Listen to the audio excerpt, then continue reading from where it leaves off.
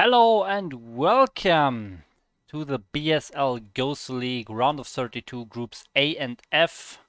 My name is MasterReY, as you can see here, and with me will be my co-caster Snipe. Sadly, he's a little bit late. He will join in later during one of the first few games. But yeah, for now, it's only me. And yeah, we have groups A and F today. Let's take a small look at those groups. So here we have Group A.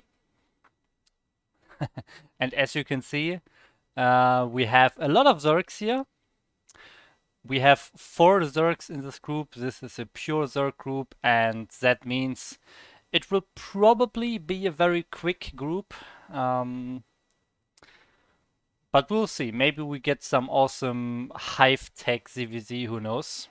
We have a lot of games yeah, to try that. But remember, every single game is best of 1 in the round of 32. So we have Julia versus Chat in the first game. Then we have Squall versus Scout in the second game. And then we have the normal elimination format. The winners play against each other, the losers play against each other, and of course the winner of the winners advances, the losers of the loser gets eliminated, and then we have the final match from the loser of the winners match and the winner of the losers match. You all know this format. So that's 5 games total for this group, 5 CVZs. And later on in the stream we have Group F, which is this one. Group F also has 3 Zergs and only 1 Protoss. So again, we will have some additional ZVZs here, but with a little PVZs mixed in there. 2 or 3 PVZs. Yeah, so awesome day for all the Zergs of you in the chat here.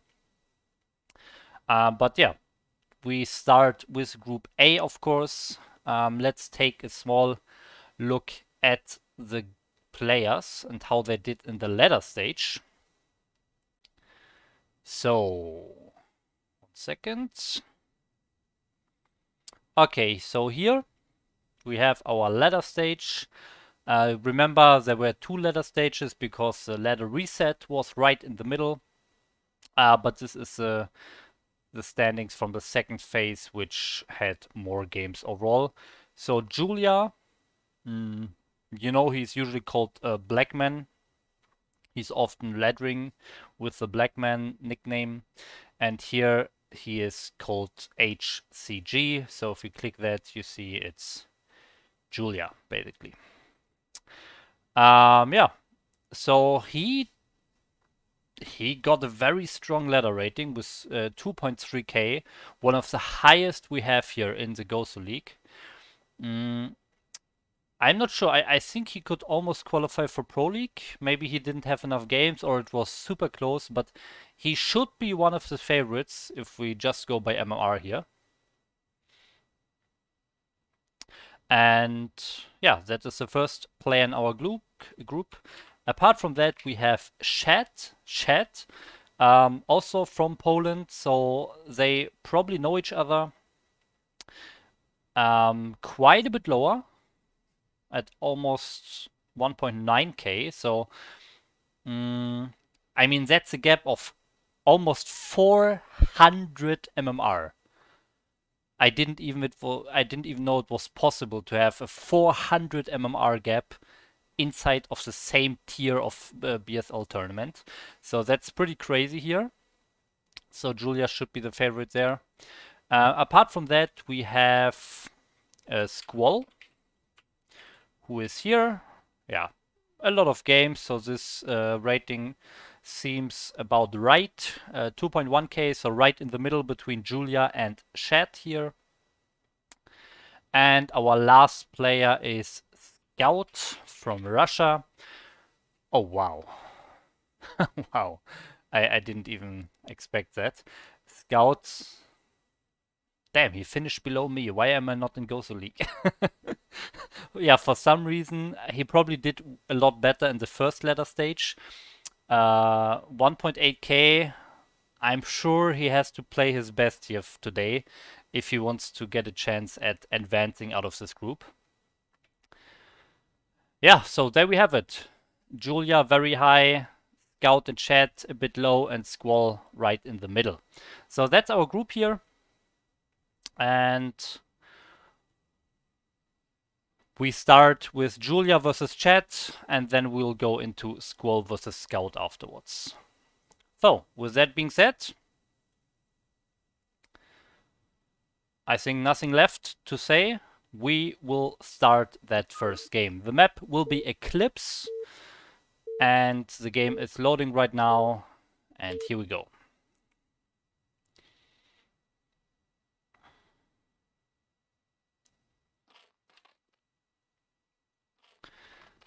And appear. Okay, nice. So, Eclipse is the map. In the top right corner, we have our we have one polished Zerg, BSL Shat, and in the bottom left corner of Eclipse, we have Julia, aka Blackman. So that is the match here, and of course, being a two-player map, that means the Overlords will be on the correct path to scout any incoming Zerglings early on. Oh, wow. Okay, very early scout here by Blackman. That's very interesting. I have not seen that before. I think you can do that on a two-player map to decide if you can go for a hatchery or not. Or you need to throw down the 12 pool, for example. I think if he would scout no pool here for Shed, then he could go for fast expansion for 12 hatch. But here he is probably just confirming the pool and the gas here. So I will assume that he will throw down his own pool at around 12 supply. Let's see.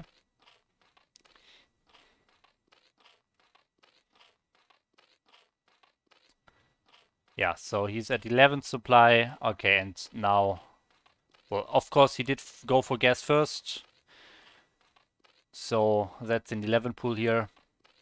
Usually you can always say that very often the player with the slightly later pool is an advantage because he has slightly more drones. We can see that here reflected in the worker count. It's 10 versus 8 workers here. Of course, Shad with a little bit of a gas advantage, but that's not too much. So he's going for the fast speed. Blackman will probably do so as well. But never mind. He has the gas first, so he is mining more gas than 100. So he will go for the speed and lair at the same time and throwing down the defensive creep colony here. So he wants to go for early Mutalisk. There we have it. Lair on the way. Speed will probably follow very soon as he has the minerals. And with that sunken, I don't think Chad's Zergling can do a lot here.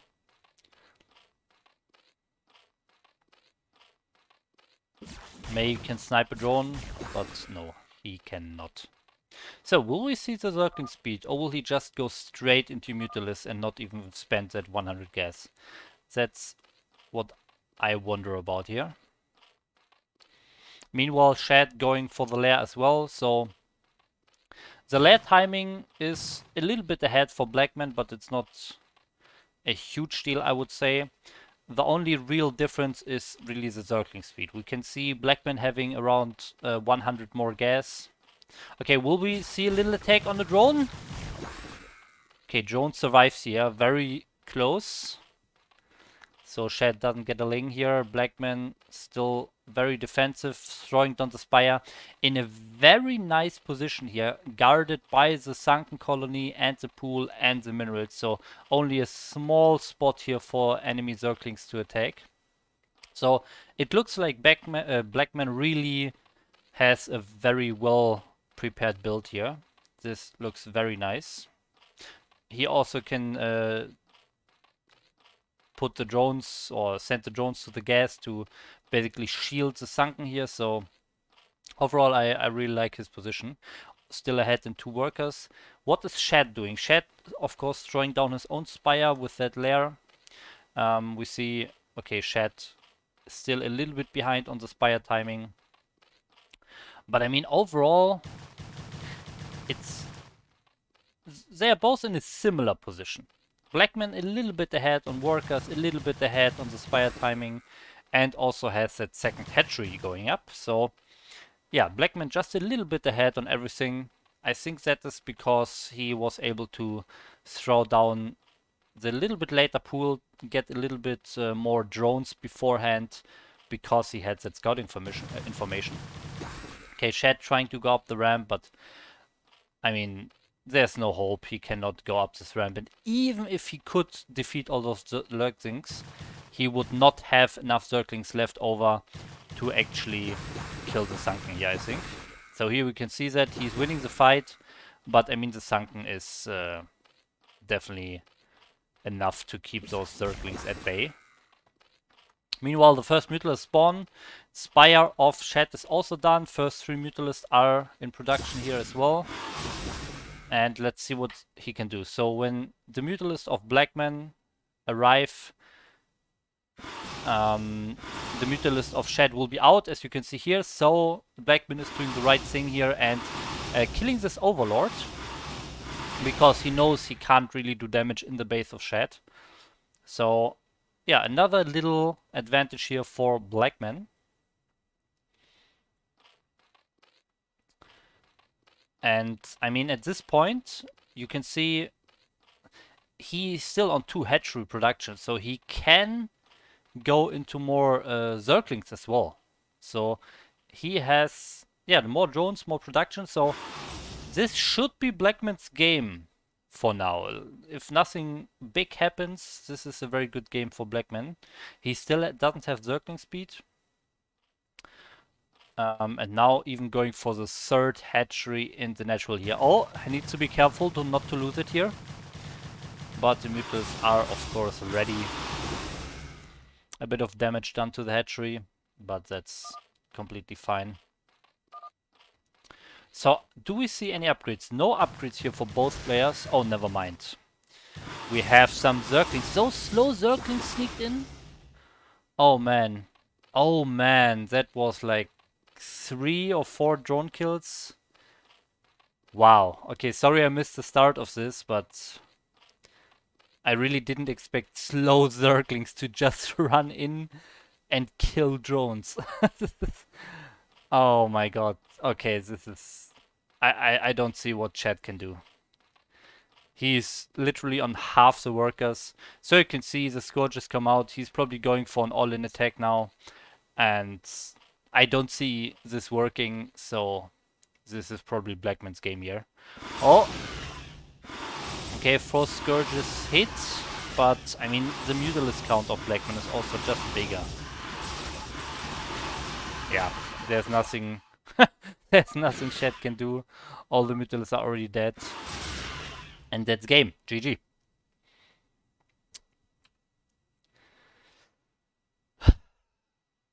Three Zerglings. 3 slow Zerglings killing like 4 drones. And that's how fast the VZ can end. Yeah, but in general, Blackman was a little bit ahead in pretty much every regard anyways. So, yeah, congratulations to Blackman, aka Julia, of course, for advancing to the winner's match. But we'll see Shed again in the loser's match.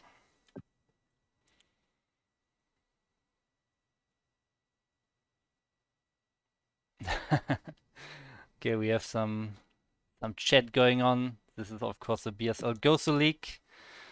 And now we are going into the second game of this group. Squall versus Scouts. Game is being loaded up.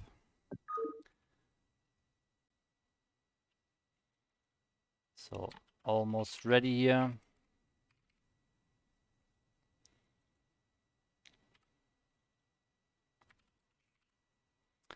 And we are ready to jump into the second game of Group A of the BSL Gosuleague round of 32. Let's go.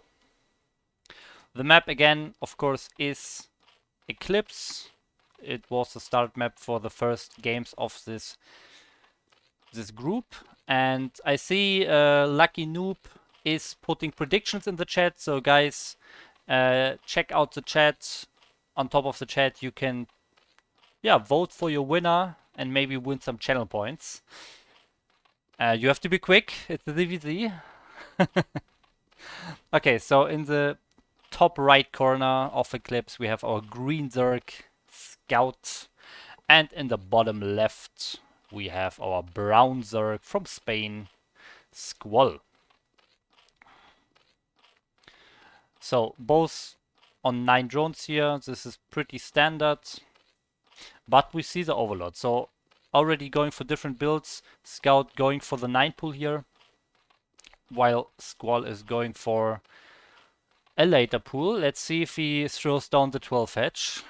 That's of course a very risky build and can outright simply die to a 9 pool. Oh, he's at 200. He's not making the pool. Okay. Oh my god, he's... okay, he's doing the pool. Oh, it was a little bit late. He was already at 250. I thought he would just go to the natural and throw down the hatchery. Yeah, 12 pool should be fine against the 9 pool. The question is what happens when the speed finishes for Scout. So Scout's pool almost done here, while Squall is also getting his gas, of course. But yeah, by the time the Zerglings of Scout run across the map here, the Zerglings of Squall will be ready as well. He's going for that hatchery right now. So this is the focus point in the early game here. Can Scout kill this hatchery? I don't think so, because I think, as I said, the Zerglings of Squall will be ready. The interesting part is really... Oh wow, I just want to say when the speed finishes, but he's actually not going for speed, he's going for a fast lair. Okay, so getting that early pool into a very fast lair, skipping the speed. So Scout is not interested in applying some early pressure, he's just going straight into the Mutalisk. Oh, canceling the creep. So that's because he is seeing with an Overlord that there are no links coming his way. So that means he doesn't need that sunken, he can use the drone to mine. So what is happening on Squall's side here? Speed halfway done. The lair just started. So Scout does have a pretty big timing window. When the Spire is done, he can get some Mutalisk and fly across the map. And Squall's Mutalisk will not be ready, I think. So I think Squall needs to get a Spore here. Or he can do some counter pressure with the Zergling speed. So remember, Scout does not have Zergling speed here, and Squall has Zergling speed and also double hatchery production. He is getting some more Zerglings here. Okay, but here we see a drone. So Squall actually not going for mass Zerglings. Yeah, okay, going for more drones. So he will definitely he will not be able to kill Scout here before the Mutalisks are out. He will try, but Scout can just morph the sunken and then he's totally fine. So Squall needs to get some anti-air. He's scouting here with an Overlord. He's seeing the lair, the Spire timing. So now he needs to throw down the evolution chamber. Where is the evolution chamber? Okay. Spire. There it is. Evolution chamber going down. We need to see some spores very soon because the Mutalisks are now in production. But of course, Squall, he's a Zerg. He's a good player. He knows the timings. So he will have those spores ready in time. And I mean, look at the worker count. If Scout can't do major damage here, Squall is in a pretty good position with that drone lead here. But what can Scout do? You can see this one also very interesting. So Squall trying to escape with the Overlord, but Scout is sending his Overlord after this Overlord so he can keep vision of it. So little damage done for Scout here, but I think he needs to do a little bit more. But he's getting his own hatchery, so he's definitely going for a later game as well. He's not going for the all-in kill move. So far, the important thing is here the gas. Okay, he's just now taking it. I just wanted to say the expansion will not help you if you don't take the gas. Now he's taking the gas, but I mean, Scout's expansion is not super far behind. The only thing that is actually super far behind for him is the worker count. Yeah, harassing the pool here. Yeah, okay, maybe he can actually get the pool. But I don't think he can actually. The Mutalists of Squall are finishing as well. Scourges already come. Oh my god, losing the first Mutalist already to the Scourges.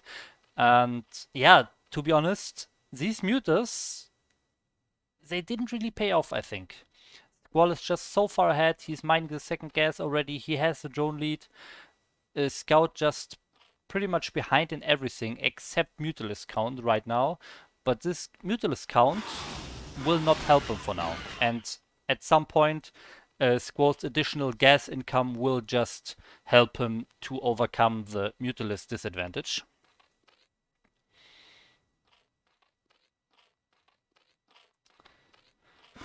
Yeah, and that's...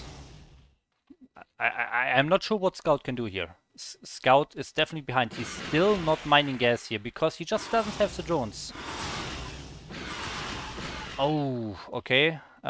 Killing most of the Scourges, but one hit still goes through. But yeah, he also lost an Overlord here. He's still not mining gas. He doesn't have the drones. And Squall doesn't care. He's just expanding. This is also pretty rare. Squall wants to go for a macro game here in his UVZ. Okay. Also, the upgrade, at least Scout is getting the upgrade. So it looks like Scout wants to go for like a macro game as well, if you can call it that in the ZVZ. But he just went for early units and early Mutalists, and they didn't do any damage, so he's just so low on drones. He's slowly recovering, but I think Squall has the advantage already. What is the Mutalist count? We have 8 Mutalists here. Some more, like 2 more buildings, so that's 10 Mutalisk. And on Scout side, we only have 6, but 3 more. So 10 to 9 Mutalists for Squall right now. And always remember, Squall also has the Spore colonies. So Squall is totally safe, but at some point, if the Mutalists of Scout are out of position, Squall can do some damage in the main base of Scout.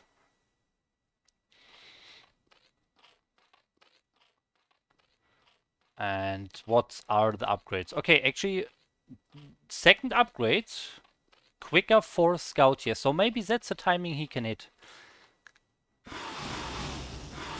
Scouting the third base, but he doesn't have the Mutalist count. He can't stay here. He can't fight this. He has to leave.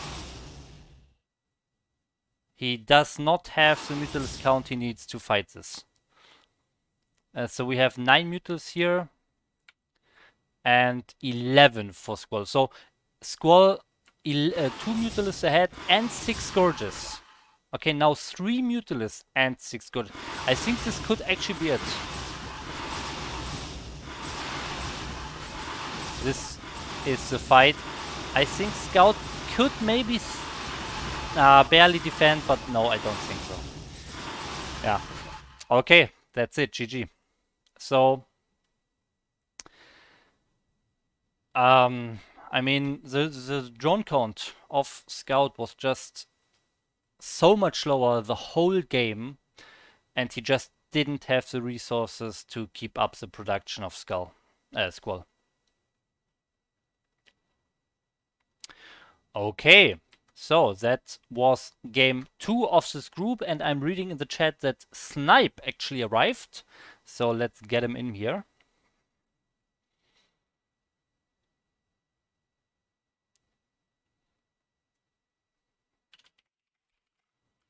Okay, he needs like 1 or 2 more minutes. So yeah, we have seen the second game of the group. First game, Julia winning over Shat, and now in the second game, Squall defeating Scout. So far, the players with the MMR advantage are winning the games as expected, but of course in ZVZ many things can happen. I mean, not many, but the result can change very quickly. So let's take another look at this group here. So we have Julia, aka Blackman, in the winners match against Squall. And we have Scout in a losers match against Shat. So I'm preparing the next game, and we wait like 1 more minute until Snipe can actually join.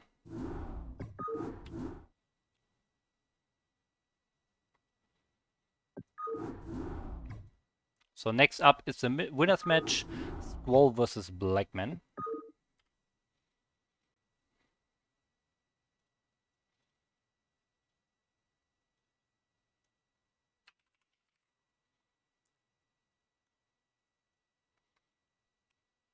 Okay, and Snipe is actually here. Here he is. Welcome, Snipe. Hello, hello. Good to be here. Sorry I missed the first couple of games. Okay, Snipe is actually here. Yeah, just 2 of them. All good. I can hear my own voice in the background. So I had the stream on my phone. Just turn that off right now. Yeah. All right, just loading up some StarCraft here. How the game's been so far? I mean, it's what we expected from ZVZ. 2 quick games, just little advantages from the early openings. People or Zergs with the later pool usually winning. That is what happened in both games here. We didn't have something crazy like a 9 pool versus 12 fetch. So yeah, so far the slightly later pool did win in both games. All right. No Hive ZVZs as of yet. I do remember we had a bunch of those, or at least a few of those last season. So, I'm getting invalid password. Okay, I have a trick now. Okay, join again. Yeah, open close the slots should work. Yes, I tried that Nice. out. Yeah, okay, it actually works. Okay, nice. So, we are going into the winners match. The map is Sylphid, Julia versus Squall. And here we go. In the top position on Sylphid, we have our Spanish Zerg, Squall. All right, and in the left we have our pale green Zerg, Blackman PL, also known as, I believe that's Julia from Poland. Yes, that is correct. Okay, so Julia did go for a drone scout in the first game, but that was Eclipse, so that was a 2-player map. I don't think we'll see that here on a 3-player map. No. First thing I'm noticing here, though, is both players' overlords are going in the same direction, so they are going to scout each other first. So no one's going to have like an insane early advantage where, hey, I've got vision of your base, I know what build you're doing, but you don't know what I'm doing kind of thing early on. So that'll be nice. May lend itself to more of a macro style kind of game if each player knows exactly what the other player is up to. Yeah, it looks like the overlords will barely not see each other, so that's quite interesting. But I don't just think out of we'll each other's see range. them changing direction. I think they will just continue to scout and eventually see their base on the first position anyways. Yeah, I wonder if that's going to change the plan for either player. Like missing the Overlord, they're going to think, okay, maybe they're in the other position, or they just scouted the other direction. We'll have to see. Looks like both players going for earlier enough pools, faster pool here for Squall and Gas. So he wants to put on maybe some early pressure with some speedlings, or get up to that lair tech a little bit quicker than Julia does here. Yeah, let's see about that. Will we see another lair first, or will we see the speed here?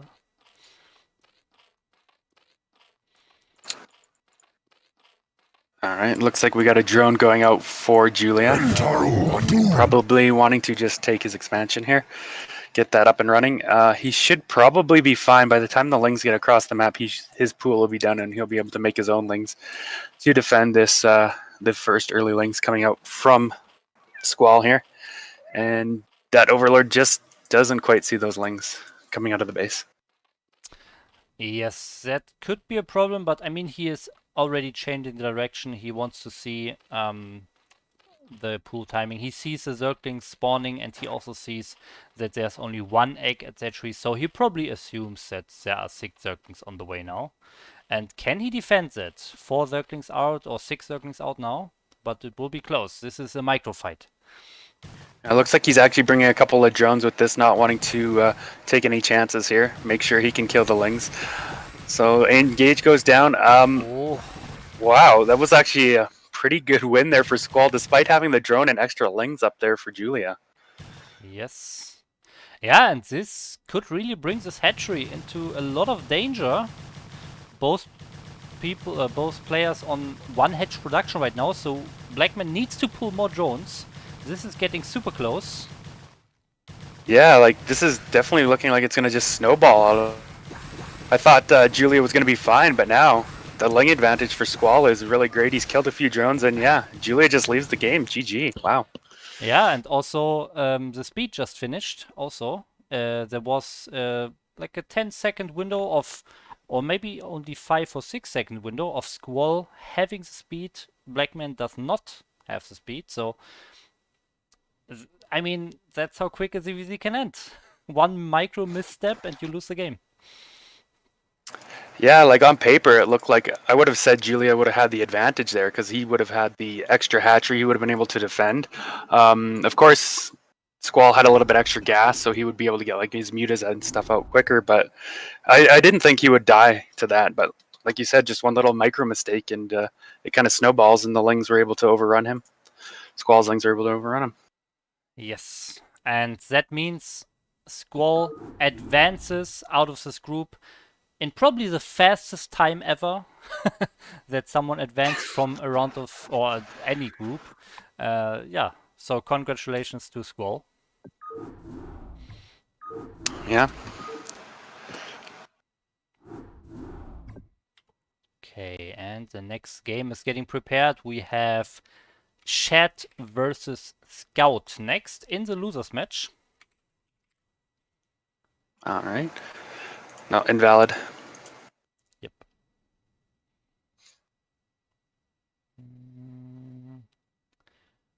Okay, now. And We have some Spain or some Spanish fans in the chat, some Squall fans. Yeah, guys, what do you think about this group so far? Liking the ZVZ action? The Zergs might like it. A lot of Zergs here in Gosuleague, it seems like, hey? Yes, that's true. Okay, and we have the next game going. I think we will sadly not switch the colors. Yeah, here we are. Here we have the game in the bottom left corner of Polypoid. It looks like it's Chat. And in the top left of Polypoid, we have our navy blue Zerg. I can't read its name very well, but it is BSL Scout. Yes, it is Scouts. So yeah, ZVZ, Polypoid. It's a bigger map.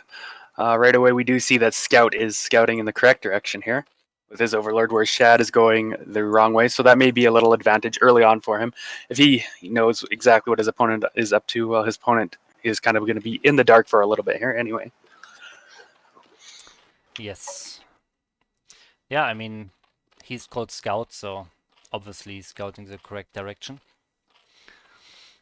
We'll have to see if he does in every game. Maybe that's how he got his name. He's He a did pro in the scouter. first game on Eclipse as well. We can say that, so. Okay. Yeah, Gus Right. first for Shed here. Going for... I think he also went for a very fast lair in the first game, I think.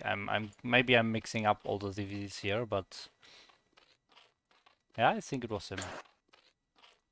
Yeah. Okay. Well, looking at this, we see Shad's going to have a little bit quicker gas, so he's going to be able to get either his lair out quicker, or speedlings out quicker, or both, depending on which way they want to go for it.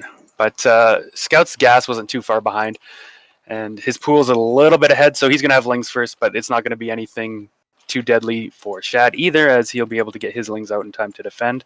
Unlike what we saw last game, where I don't think we're going to see what we saw last game, where the lings still won, even though he should have had the lings to be able to defend that.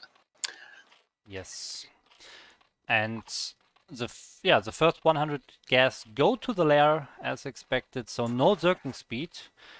For Scout here, he was definitely going for the lair first as well. He was even throwing down a sunken and went for a super fast Mutalisk, but wasn't able to do a lot of damage against Squall.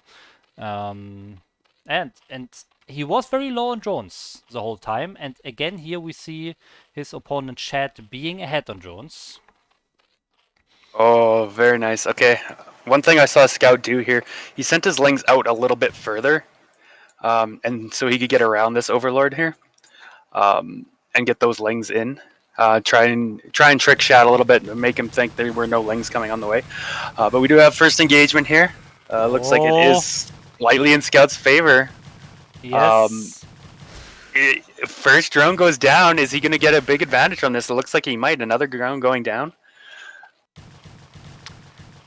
Yeah, two drones so far. Okay, looks like he might be able to get one more. There's one very low at HP, but Shed knows and is pulling it away. So, okay, Yeah. 2 drones. So he definitely got some damage done this time, and this should put him a little bit ahead. Yeah, looking at this now, we would say Scout has a little bit of advantage. I mean, his Spire's a little bit quicker.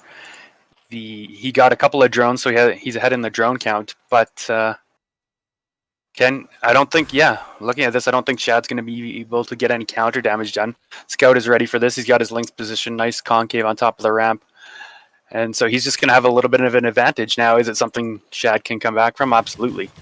We'll have to see. Okay, I don't know about that. It looked like he was going to try and poke up there, but Scout is on top of that and just going to deny those links from getting into his base. I mean, we see Shad with the speed advantage, so he might be able to win this fight. But okay, there are more Zerglings coming from Scout. And Scout, yeah, defending with the minimal units needed here. He's not throwing down a sunken. He's not scared. He barely defends his ramp and still has 11 drones, and his Spire is almost done. On Shad's side, however, we also see the Spire almost done, and the drone count is actually, yeah, pretty even right now. Yeah, and actually, despite the earlier gas coming out of Shad, we've had more gas mined from Scout. I guess that was due to the lings earlier, but that's going to allow him to get at least a couple more mutas out here. That said, we do have a second hatchery now being placed for Shad in the main. Okay, second hatchery also going down now for Scout at the natural. So it's going to be a little bit more area for him to defend, but he's going to have the mutas out quicker. So he should be, in theory, able to stay ahead in muta count as long as he doesn't lose any for free or to some scourges or something. Yes, that is correct. I also see Scout will probably be able to pick off this Overlord. Yeah, he finds it here. And maybe save his own. Who knows? Let's see. Okay, Shad not going for the Overlord. Okay, and Scout also has to stop attacking that Overlord. Will they trade Overlords or will they actually fight? It looks like plan is to trade Overlords now. He's going to have to be careful on Scout side. We do have a couple of Scourge flying in, but he does have that Overlord, so he does know they're out there. Did they connect? Did he get... Okay. One connected on one of them. Yeah. Yep. Okay, so they trade Overlords. There are still 2 Overlords, one of each player, not in their main bases, so still a little bit in the open.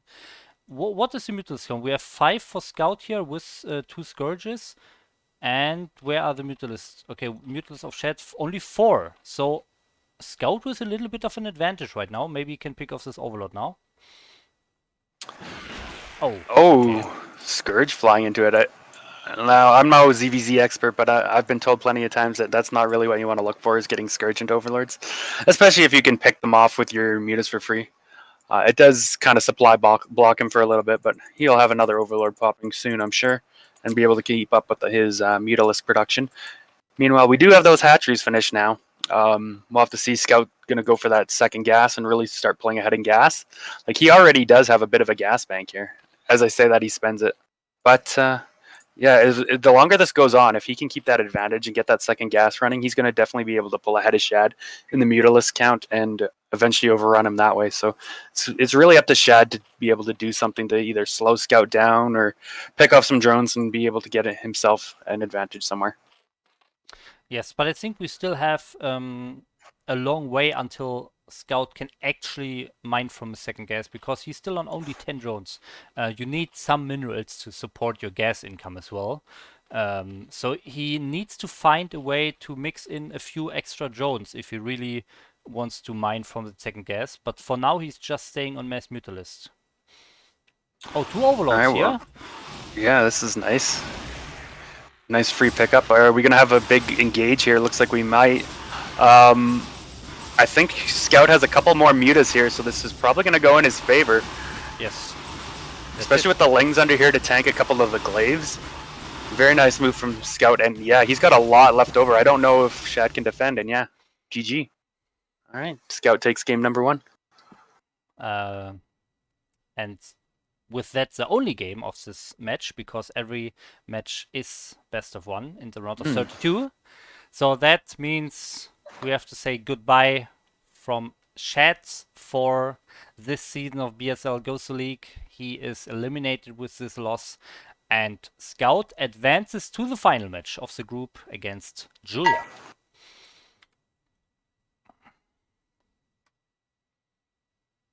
Ruskig asking in the chat, is that MIG Scout? I think it is, yes. I know MIG Scout is also a Russian Zerg, and this one is also a Russian Zerg, so that should be... No, wait. Yeah, no, never mind. It's correct. Yes, that's correct.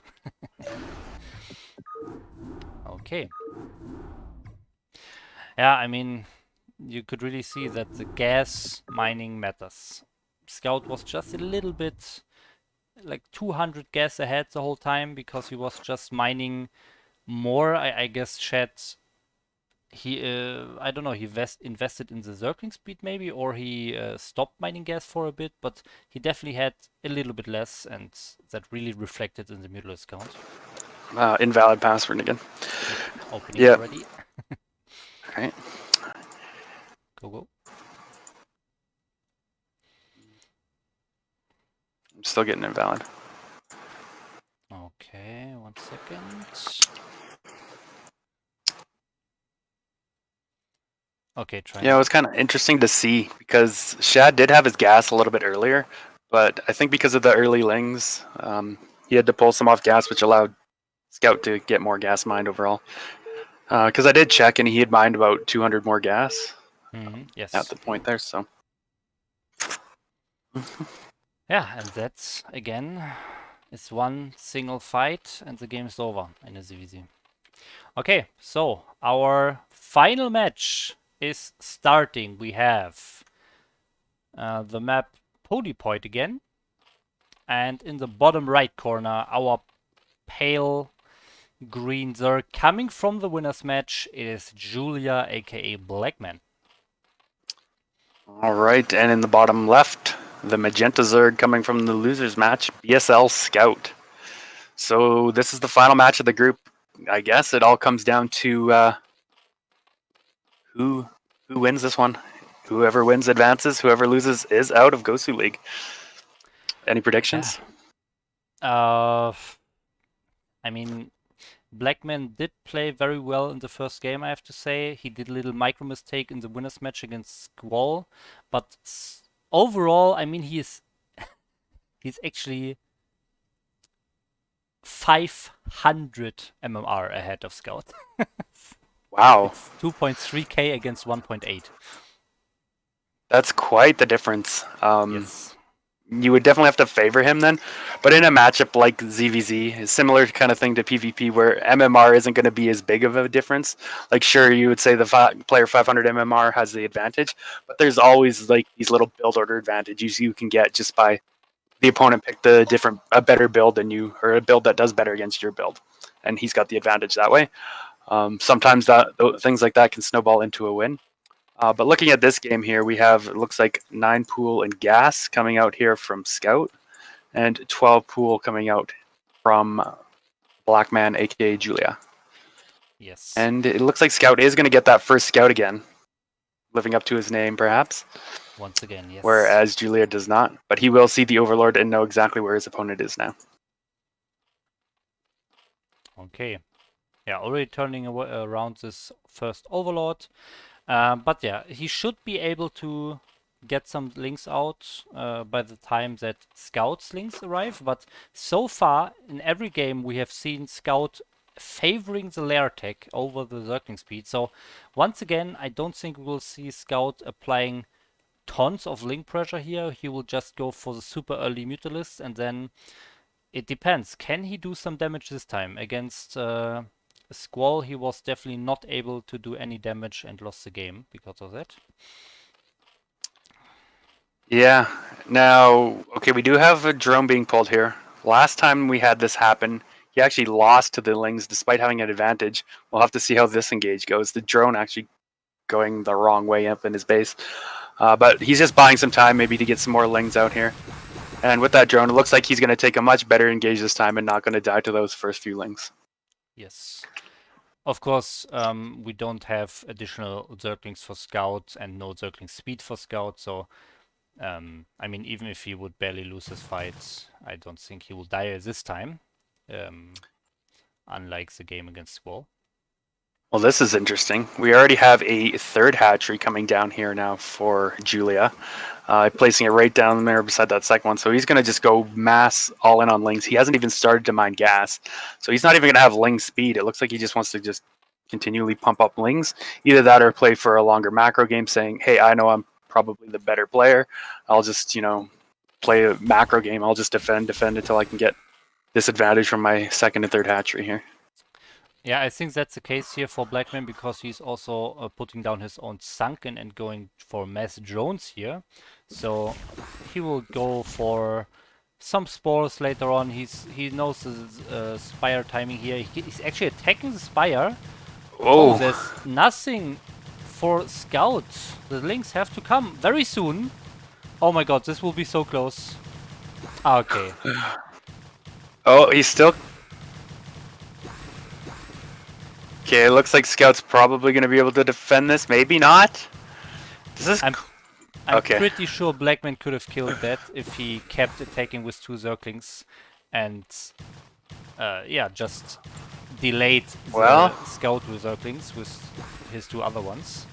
He's still got 2 attacking. I think he still might get this, and if he gets that, that's going to be huge. I think he's going to get it. He's targeting it. Oh, forces the cancel. God. That's huge for Blackman now, yeah. Oh, this guy even knows. Yeah. I mean, he has the sunken for safety, but it was so close. It was just barely like 1 millimeter out of range. And now he places the Spire in a closer position to the sunken. So this little positioning mistake of a Spire can do so much. And now he has really nothing to apply pressure on. And I also don't think he can actually defend this base. I mean, we have 3 hedge production for Julia. He can just push out a ton of Zerglings because he knows he doesn't need to invest in additional spores for now or anything. Yeah, like crazy. That was huge, right? Like you were saying, he doesn't have to get the spores now. He doesn't, it's just buying him so much extra time to continue to drone up or to make these extra lings. He's only just started mining gas, so he doesn't even actually have enough to start ling speed yet, or doesn't have ling speed. But he's going to have so much ling production, it probably won't matter. Lings for Scout are going to trade out here nicely with Blackman, but he's not going to mind that at all. Like we can see, he's way up in the drone count here. He's got way more larva. He's really starting to mine gas.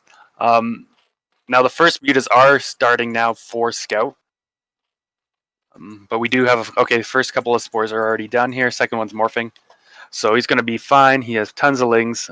If I'm Julia in this spot, I'm thinking I'm in a great spot. Yeah, this is almost not losable. He's now going across the map with a few Zerglings. Ooh. No ling speed yet, by the way, and +1 melee. I think Blackman actually knows that he's so far ahead he can play a little bit of a, maybe a little bit of a crazier strategy here in the CVZ. Now, I was going to say, what does Scout have to do to try and get back in this? And it looks like he's got his choice here. He's actually put down a Queen's Nest already, which is just finishing up here now. So he's rushing up the Hive. What that Hive's going to be for remains to be seen, but... I'm not sure. I mean, it's not for Broodling and Zerglings, I would say, with Queens. That's... Maybe Ensnare? Okay, the Hive's been down, or Queen's Nest's been done. I'm waiting to see if he gets an upgrade or if he starts a Hive or what. So far, nothing yet, but he has the resources for it, so I'm not really sure what he's waiting for. This is so weird. Meanwhile, Blackman looks like he wants to go for a third base at the 12 o'clock position here. And just camping with mass spores. I mean, I think he's going for the... Maybe he's actually going for the Hive as well. I could see anything at this point. Yeah. I mean, he's got so much static defense and so much production, so much mining right now. He can do anything. Like, he's got more than double the worker count. He does have a couple of lings moving off a sunken, maybe. Oh, forcing a cancel anyway. Is he going to be able to kill this natural? This is just such a bad spot here for Scout. He's bringing his Mutalisks back, but he's already taken a lot more damage again. The creep colony survives with 6 HP. This is actually funny because Blackman, I mean, he could have finished this game already, but it looks like he just wants to play a longer game just for the fun of it. I don't know. He's more than doubling the work account in the DVZ, and now he's going into the Spire and the Queen's Nest. Will we see Guardians? Guardian Devourer of Blackman, maybe? What I'm confused about is this Queen's Nest has been done for like a couple minutes on Scout's side, but he's done nothing with it. Like, he's got no Queen upgrades. He hasn't started the Hive. He's talking smack in chat, but yeah. Oh wow. Yeah, this is definitely one of the most unusual ZVZs that we have seen. Oh, there's the Hive. Okay, never mind. I was going to say, oh, Hive starts, but then a couple lings run in and he leaves the game. Yeah, that moment when you have your Queen's Nest, you have your lair, you have 30 drones, you have 1.3k gas banked up, and then you use 3 Zerglings to kill your opponent. Welcome to ZVZ, right? Well, that was that. So Blackman advances as the second player, aka Julia, of course. So both players with the highest MMR win and advance from this round, advance to the round of 16. And Scout and Shad sadly get eliminated and have to wait for another season of BSL. Yep. All right. Well, that was a fast group. Even faster because I missed a couple of games, but yeah. At least we have a group that has at least one non-Zerg in it, so we can get a couple different matchups here. Yes, and that group will be Group F. We will take a small look at this group again. So here we go. We have Group F coming next. And this Group F will be Jaeyoon, Bishu, Zeti or Zeti or yeah, I guess Zeti, and Chava or Special Chava. I'm not sure how to pronounce the names, guys. If any one of you in the chat knows it, please let us know. Hmm. I wonder if Jaeyoon's going to be playing ZVZ or if he's going to be playing like PVZ or TVZ or Random vs Z or something. We have seen Jaeyoon do that in the past. Hmm.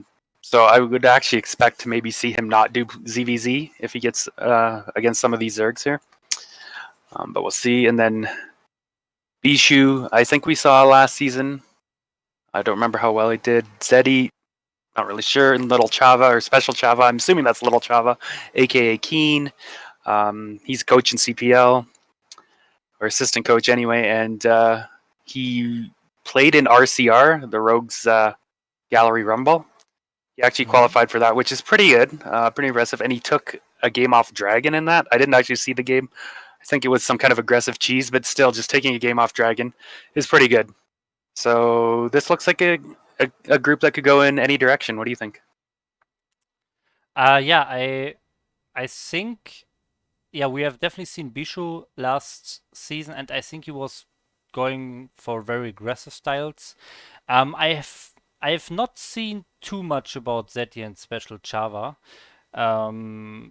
Yeah, so you just mentioned Chava did a lot recently, doing well, but without any of that information, I would give the prediction that Bishu and Jaeyoon Ricegum are going out of this group into the round of 16.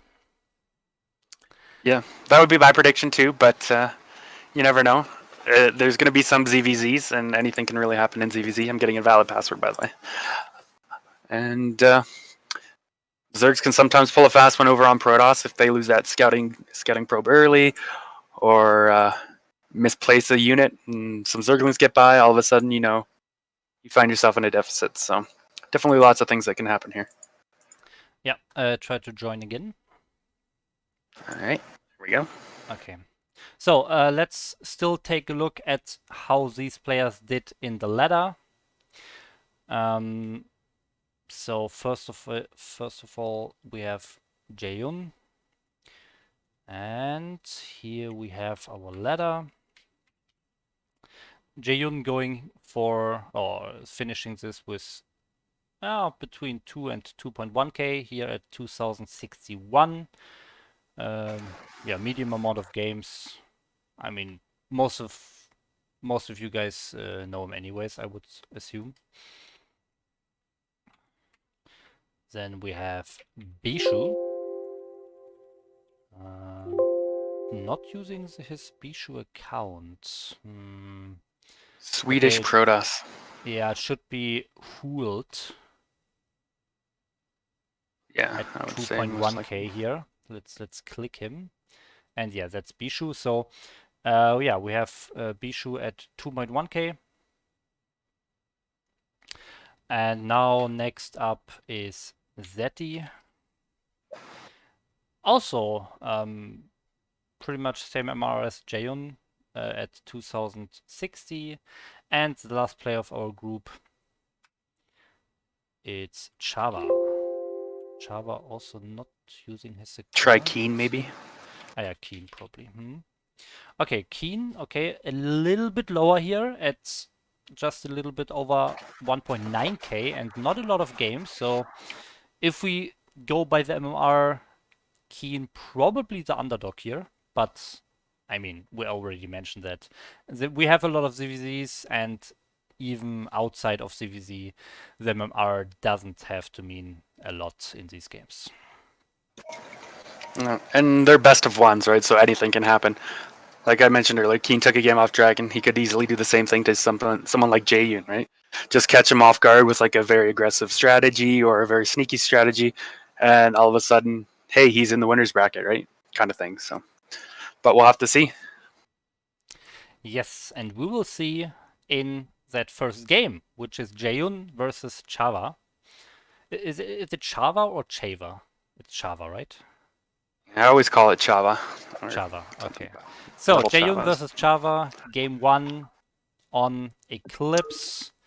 Game is starting and we jump into it in a few seconds. And maybe he goes by or plays under Keen too. It's quite possible. Okay, yeah, okay, then let's keep it with Keen here. Okay, almost done. And now we are ready. Game is loaded and we jump in. So, map is Eclipse again, and in the top right corner we have our American Zerg, Keen.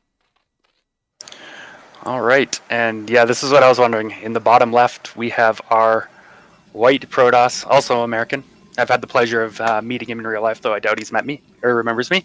None other than Jaeyoon Okay, playing so Protoss. it Yeah. looks like we have less CVZs than expected, so this looks like a PVZ group. Yeah, mostly. I know Jaeyoon has been playing a bunch of Protoss and stuff lately, so I think his Protoss is pretty good as well. I know someone you actually played, Shafir, has been getting some PVZ coaching from Jaeyoon, even. So there you go. Have to see how this plays out. I know both of these players fairly well. Been around the scene for quite a while. Looks like Jaeyoon's probably just going to be going for a forge here, having sent that first probe out right away, not sticking it around to make a gateway. Yes, and he is confirming the overpool here, so he knows that he can probably not go Nexus first before the forge, so gets that forge down.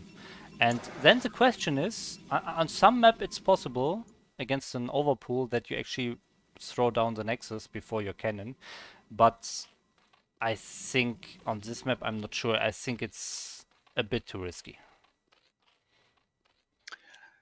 Yeah, we'll have to see. I mean, sometimes you can see players use their probe to kind of body block those lings a little bit just to buy themselves some time. Looks like Jaeyoon is going to go ahead and throw down that Nexus. He's saving up the minerals for it anyway. Looks like he's actually even going to throw it down on 14 supply. Wow, and getting so many blocks here on the natural of Keen. Keen already at 450. Okay. I was like, where's that probe going? A little bit late on that Nexus, maybe throwing it down at 500 minerals. But it looks like at the same time, Keen only made 2 Zerglings, so he should be perfectly fine. Okay, so yeah, he was probably busy microing his probe in the front, delaying that expansion of Keen, but delaying his own expansion in the process. So yeah, not a huge deal. I think overall we will see a pretty even opening here. Yeah, bit unfortunate losing that probe there out front, but he is sending another one to scout. Like, you really want to know what Zerg's up to as Protoss. You can't let them catch you off guard, or you could easily be overrun. It looks like Keen is actually going to be able to deny. Okay, maybe not. He was in position to try and deny that, but it does still get in, which feels good for Jaeyoon. He knows, okay, nothing out of the ordinary going on so far. I see the gas is just being started to mining, and he's only got 2 hatcheries here, so he's probably got a third one at a third base somewhere. 6 lings, not a bunch, which is also what he likes to see. Meanwhile, on the other side, his gas is finishing up. He's going to start mining that and continue on his tech path as well. Yes, and this scout it's actually bigger than you might think, because really if this probe dies at the ramp, you're not sure what's happening. I don't even think he confirmed the third base, so there could be a 2-base Hydra bust coming his way if that probe dies on the ramp. But now that he got in, he really can confirm that there's no immediate danger coming his way, and he can go for a little bit more tech here, getting the core. But he got another cannon anyways. Interesting. Exactly. But we do see that he did send another probe out. Once again, he really wants to confirm what's going on. I mean, Jaeyoon's played Zerg for so long, he probably knows all the little tricks and stuff too that Zerg can do. So he wants to be extra sure.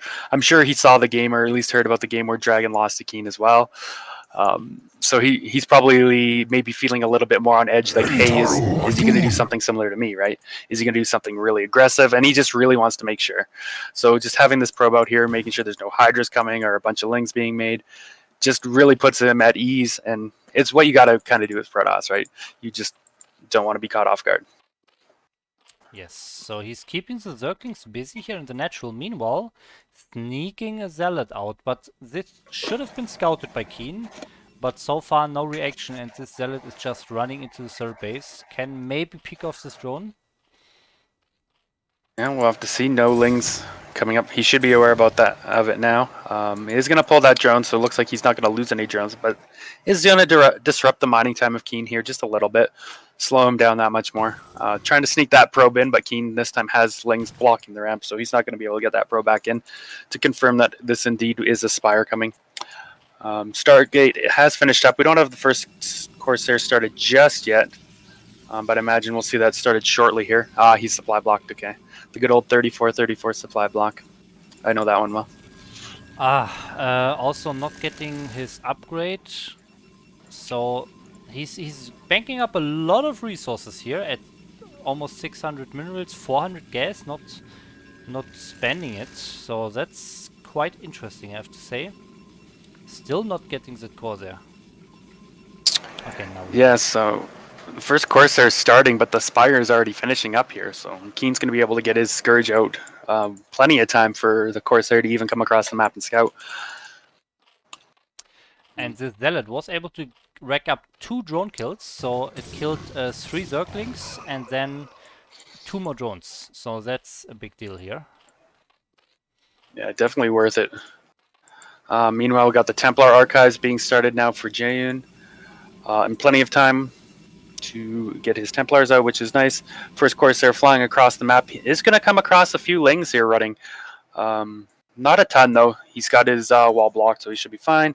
And the Scourge, oh, do pick that off. Bit unfortunate for Jaeyoon there. Yeah, both players getting some, losing some units. Keen losing some drones versus that early Zealot. Jaeyoon losing that first Corsair. So really trading some blows here. Yeah, and critically, like Jaeyoon wasn't able to get that scout with the Corsair, so he has no idea if like a bunch of mutas or something are being made at the moment. So he's a little bit in the dark. And is he going to lose this second Corsair? Oh, it barely somehow jukes and jives through those Scourge and makes it to the cannons, but that was close. Yes, and now those Scourges cannot go in. The cannon is ready. And do we have the +1? Yes, we have the +1 air. So Jaeyoon plans to go for some Corsair aggression very soon. But now we have the Zealot attack. Again, he did not research his +1 yet. So he started it, but it's very far from finishing. So these are 6 speed Zealots without an upgrade. Does Keen have the necessary defense? He's getting some Hydras. Will it be enough? Yeah, it looks like he's going to be able to hold the top of the ramp for a little bit here. I'm surprised how few units he actually has at this point, but I guess he knows exactly how much he needed to kind of hold this off, and he was able to drone a lot behind that, or at least a decent amount. Jaeyoon's actually quite a few probes ahead. Yes. Right. But looks like he's not going to be able to find any damage anywhere, really, with these Zealots. Keen poking out, seeing if he can pick off a couple of these. Always nice for Zerg if you can do that. Yeah, so what is the long-term plan here? Keen getting overload speed, getting the range upgrades, but also getting some more drones. So it doesn't look like he wants to go for some kind of bust very soon. Meanwhile, Jaeyoon only, just adding the gateways right now, going up to a total of, it looks like 7.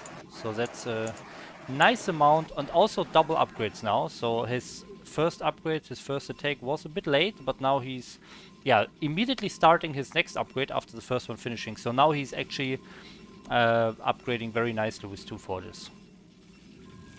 Yeah. There was a DT that tried to get up the ramp at the third. Now it's just kind of hanging out at the fourth. It's going to pick off that drone there. Going to deny Keen a little bit. At least slow down that fourth attempt until he can get an overlord over there. Looks like OV speed has just finished up. So he should be able to clear that DT out of there and get his fourth base up and running fairly soon. Meanwhile, we still have a few Zealots roaming across the map here for Jaeyoon. Where does he go from here? Looks like he's 1, 2, 3, 4, 5, 6 powering up on 7 gateways at the moment on 2 base, and making sure there's nothing there at his third base, so he can go ahead and start getting his third established as well. Meanwhile, lurker upgrade for Keen is coming, but we have zealots moving out again, so I don't think these will do a lot. I mean, Keen definitely has enough units, but it's always important for Protoss to keep your units on the map, make the Zerg scared, force him to make some more fighting units than he maybe wanted, but this time he's actually getting damage done by killing this or cancelling this hatchery at least. Very nice. Yeah, that's a good little pick up there for Jayan. I think had Keen been a little bit more on top of where those zealots had been, he could have got his army in place in time to maybe save that hatchery. Bit unfortunate for him losing it there, but good for Jayan. I mean, he's going to set up his third base. Looks like he's about ready to place that down now. Or putting down a couple of cannons first. Meanwhile, he's massing up some Dragoons back at home. He's got observatory tech or observers on the way. And he's going to have a pretty scary army once he moves out onto the map. And I don't know if Keen's going to have enough.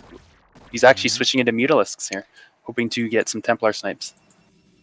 But against +1 upgraded Corsairs and mass goons, I don't think they can actually... Maybe they can snipe a single High Templar, but we see actually 6 High Templars. So I think, yeah, Jaehyun's army is very strong here, and I'm pretty sure that he can actually do some damage. Yeah, I'm sure Jaehyun would happily trade a couple of Templars for the whole Mutaflock, although they are kind of a bit further away from those Dragoons. He does lose all the Mutas and managed to save 3 of his Templars at least. Okay, but he used like 5 or 6 storms in the process, just spreading it across the whole screen. That looked a bit interesting. Now he only has 1 storm left, so now I don't think he can actually go for an attack, because only 1 storm against Mass Hydra I don't think is the best idea here. Yeah, he has his Zealots, okay, kind of moving forward. His army wasn't really together. Consolidate that back together. Maybe after another production cycle or 2, we'll see him move across the map and see if he can get some damage done somewhere. Meanwhile, his third base is finished now. Probes have been transferred over, so he's going to be able to start mining from that, and he's adding on a couple more gateways now, it looks like, as well. He has his upgrades, his 2-1 finished, so this is quite a strong army now coming out of Protoss. Yes, and we see a 3rd forge in the 3rd base location. I'm not sure if that's a mistake or if he actually wants to go for triple upgrades here. I mean, he doesn't have the gas right now. Yeah, that's interesting. That's very interesting. But yeah, Halted Sword, we have the attack. Keen has the Lurker upgrade, but I don't see...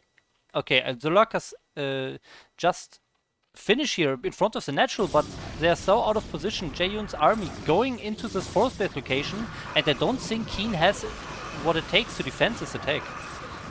Yeah, there's so much. Couple of storms going down, blanketing those Hydras. The Zealots are getting on top. A lot of Dragoons doing damage. The Lurkers are coming up here now, but there are a couple of Observers here as well to see them. And he's just losing a lot. Corsair is picking off a couple of Overlords. Looks like the final Corsair is probably going to go down. But Keen's going to lose this base in the process. And then it's going to be Keen on 3 base against Jaehyun on 3 base. And that's not really where you want to be as Zerg at this point in the game. Yes, this was just an awful position for Keen. He was just in this narrow pathway, all the Hydras and Lurkers in one position, and that's an easy task for Protoss to storm the hell out of that army, and that's what Jaehyun did. And I mean, he killed this base and he still is double supply, so that's GG here, and Jaehyun advances to the winners match. Yeah. Kind of the expected result, I would say, but it was definitely a good game from both of our players. Nice to see. Yes, and now we will find out who the opponents of these 2 players in the winners and losers match will be, and that will be decided in match 2 between Bishu and Zeti. Okay, go.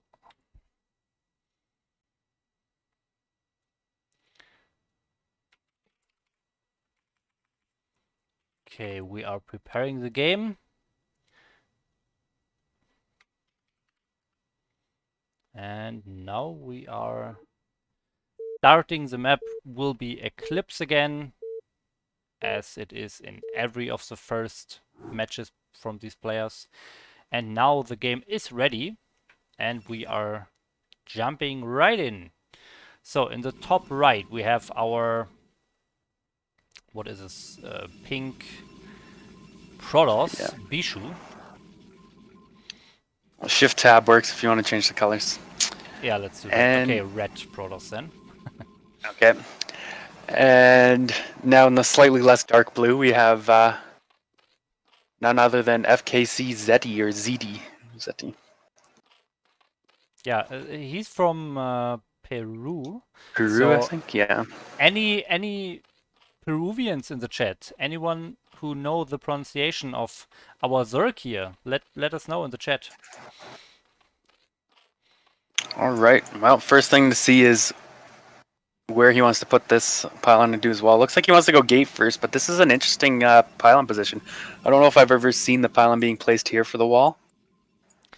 Yeah, that on is this map. quite weird. That's true. Usually want I'm to trying to put picture it it. Yeah. in the bottom, and then you put your forge and gateway on top of it. Now he will have a pretty big gap. Oh, he's even putting the gateway right up against the egg here. So is he just going to put the forge right underneath the gateway, or is he going to put the forge on the bottom? I think he will put it underneath the gateway, but that's a 3 zealot gap here at least, and the bottom. Yeah, maybe he hasn't played this map a ton, or he just has like a different plan or different kind of wall he likes to do. We'll have to see how this shapes up as the game goes on. Meanwhile, on Zerg's side, we did have the extractor trick. As we can see, he's at 10 of 9 supply there. Looks like an overpool. Pool is going to finish, Overlord's going to finish, and he'll be able to make a bunch of lings if he wants. And it looks like he wants to. So 6 Zerglings in production. And now he will probably go for the expansion. Yeah, drone hasn't been sent out just yet. He definitely has the resources. It's going to be a little bit late on the natural at the moment now. But nothing too extreme. It looks like he was sending that drone out now, pushing the probe away with his Zerglings, so he should be able to get that down. Okay, Zerglings going across the map. What do we have for Bishu? We have the second Zealot that should be finishing before the Zerglings arrive. But, I mean, this is such a big gap. 2 Zealots are definitely not blocking that. So, those Zerglings could maybe run by. So, depends on the micro here. Yeah, all right. And he is going to do just that. Jukes and jives around those zealots. So he's going to have to deal with 6 Zerglings in the main now. It's going to be potentially a little tough here. Hopefully, yeah, nice probe pull. You don't want to lose too many probes to these lings. You're going to find yourself in a little bit of a deficit early on. Okay, we do not have Zergling speed, so the Zerglings will stay slow like this. But I mean, already 1 probe down. Maybe he can get another one.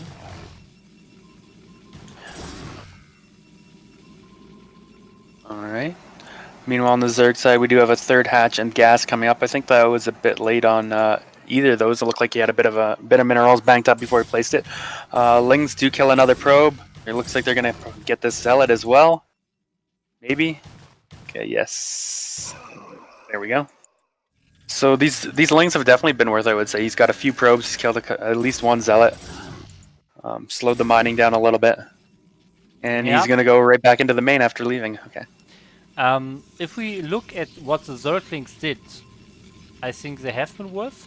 But if we look at what Zeti did in his main base during that, you mentioned the 3rd base was late, the gas was late, so these Zerglings also did a little bit of damage to himself by maybe him putting a little bit too much attention on them and not enough on his main base. So overall, I don't think that Bishu is behind here at all.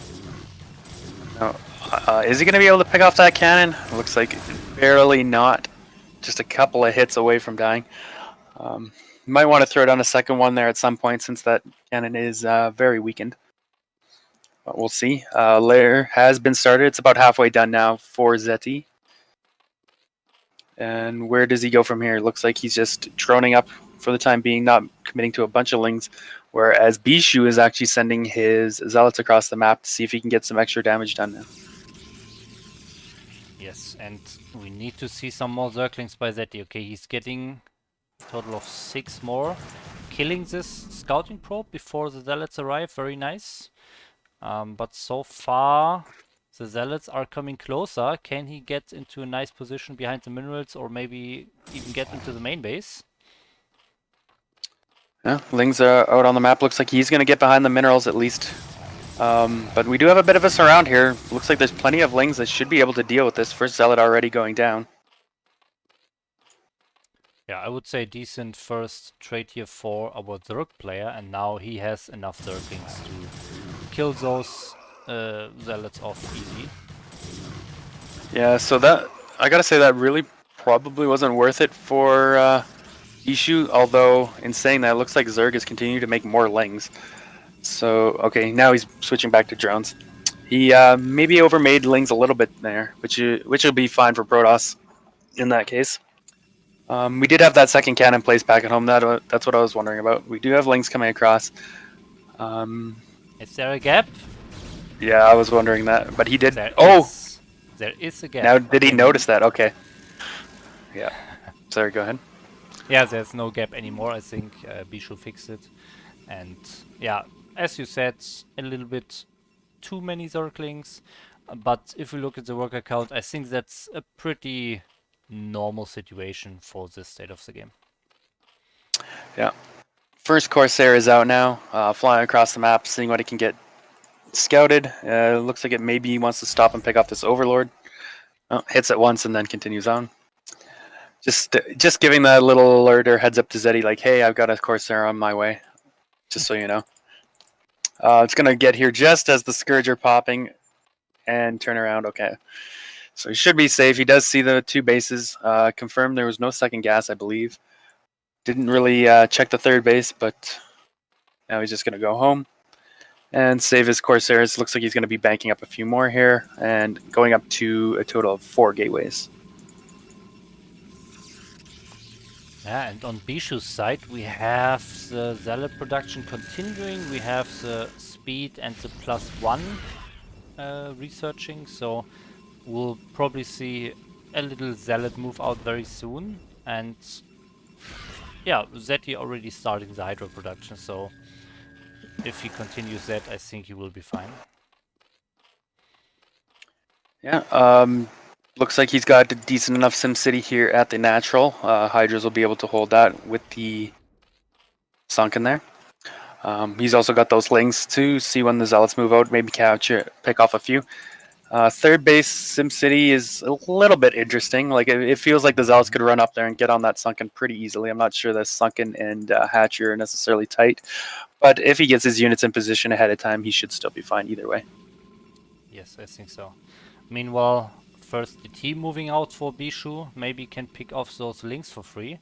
Oh wow, a nice reaction by Zeti. No detection here, but he still notices this little shimmer and pulls the Zerglings away, so nice job of our Zerg player here. Yeah, it looks like Bishu wants to try and chase that down, see if he can pick off a few more free Lings. But critically, that's pushed the Lings back, so now ZD doesn't know that these Zealots are on the way yet. He will see them when they go under the Scourge Overlord, but he is going to be across the map, so if he had switched back into drone production, which he has, it could be a little bit dangerous for him. But now he knows, I mean, Lings are here. He's pulling his Hydras back, so he should be able to get them into position. Nothing really at the 3rd base yet, if he had gone there, but it looks like he wants to just try and commit here at the natural. And seeing that many Hydras, he's just going to turn around. Doesn't want to risk losing those Zealots for free. Yes, CT also denied at the 3rd base, so no damage done by Bishu. And yeah, Zeti with that extra round of drones is in a pretty good position, I think. The worker count is pretty similar, and he's actually forcing Bishu to throw down some additional cannons here. Yeah, Bishu's actually really scared. He's throwing down 3 more cannons. Is this Storm not done or late or something? Okay, Storm is just about to finish up now. But he's definitely feeling the pressure. He's like, I definitely do not want to die to a bunch of Hydras all of a sudden. I'm gonna get 3 more cannons. I got Storm, I got Zealot, so he should be fine here. Okay, that's kind of what I wanted to see. He actually canceled Yeah. 2 of those cannons. Like that just seems like overkill at this point. So I was waiting for nice the heads up play. cancel as well, yeah. Yeah, This was really overkill. but nice heads up play to cancel those, get those minerals back, so he can put it towards another gateway or some more units here. Yeah. Okay, and actually going up to 8 gateways here. Meanwhile, we should see the robotics and the goon production. Okay, there's the goon range, just as I say that, so that's nice. And robotics will probably soon follow because we have the lurker upgrade. So yeah, Bishu knows that lurkers are a possibility at this point, and he's preparing with the goon range. Meanwhile, Corsairs flying around the map, getting a couple of Overlord kills there, just picking one off. Hydra's trying to chase those down, but there's no way they're going to catch those as long as Bishu's on top of it. Meanwhile, it looks like we want to. Bishu's probably, like we said, he's gone up to 8 gateways, so he's looking for a very strong mid-game push here off 2 base. Will Zeddy be prepared for it? Looks like he wants to not take a 4th. I don't see a drone anywhere to take a 4th, so he's going to just try and power up hard himself on 3 bases here and defend it that way. Yeah, and the worker count is actually now ahead for our Zerg player. So I feel like this is becoming more and more an all-in by Bishu here. Bishu is putting everything he has in those gateways and the unit production and just his army in general. He's also not upgrading with a second forge or anything like that. He's not making more Corsairs, he's not going for a third base, he's just making a very huge army, and I think this army has to do some damage, otherwise he will be a little bit behind. Yeah, one thing I'm noticing about this army is it does have +1 armor, so that's going to help again, especially against like the Hydras and stuff. But it's very Zealot heavy compared to Dragoons. Like there's only 5 Dragoons coming in here now. It's not necessarily what you want to see. Like it's good against the Hydra composition, but if he has a bunch of Lurkers, you definitely will need some more Dragoons in there. Lurkers are being burrowed down here. There is an Observer. Very nice Storms coming down though, getting a lot of the Hydras in on them. But will it be enough? Oh, that Storm at the top, holy shit. Yeah, Bishu crushing this fight, despite not having a lot of goons, but he is losing all his, or most of his zealots. He's just run into the lurker, so he's winning this fight, but he lost the majority of his units here, and with some additional speed zerglings or anything like that, I think that he can definitely defend this. Yeah, he's feeling a bit scared, throwing up some Sunkens here to help defend. Nice Storms coming down, but I think he's going to be able to hold, especially with these extra Sunkens. He even canceled one, it looks like, thinking, okay, I think I've got this now. Couple more Storms going down, more reinforcements pooling up here for Zeddy. Like, if he waits too long, I mean, it's a balance, right? He's got to get enough army to clear this, but he doesn't want to wait too long where Protoss can get some more reinforcements in here to make it that much stronger. He is going to pick off the rest of the Zealots, so with only Dragoons and a couple of Templars left, he should be able to clean this up.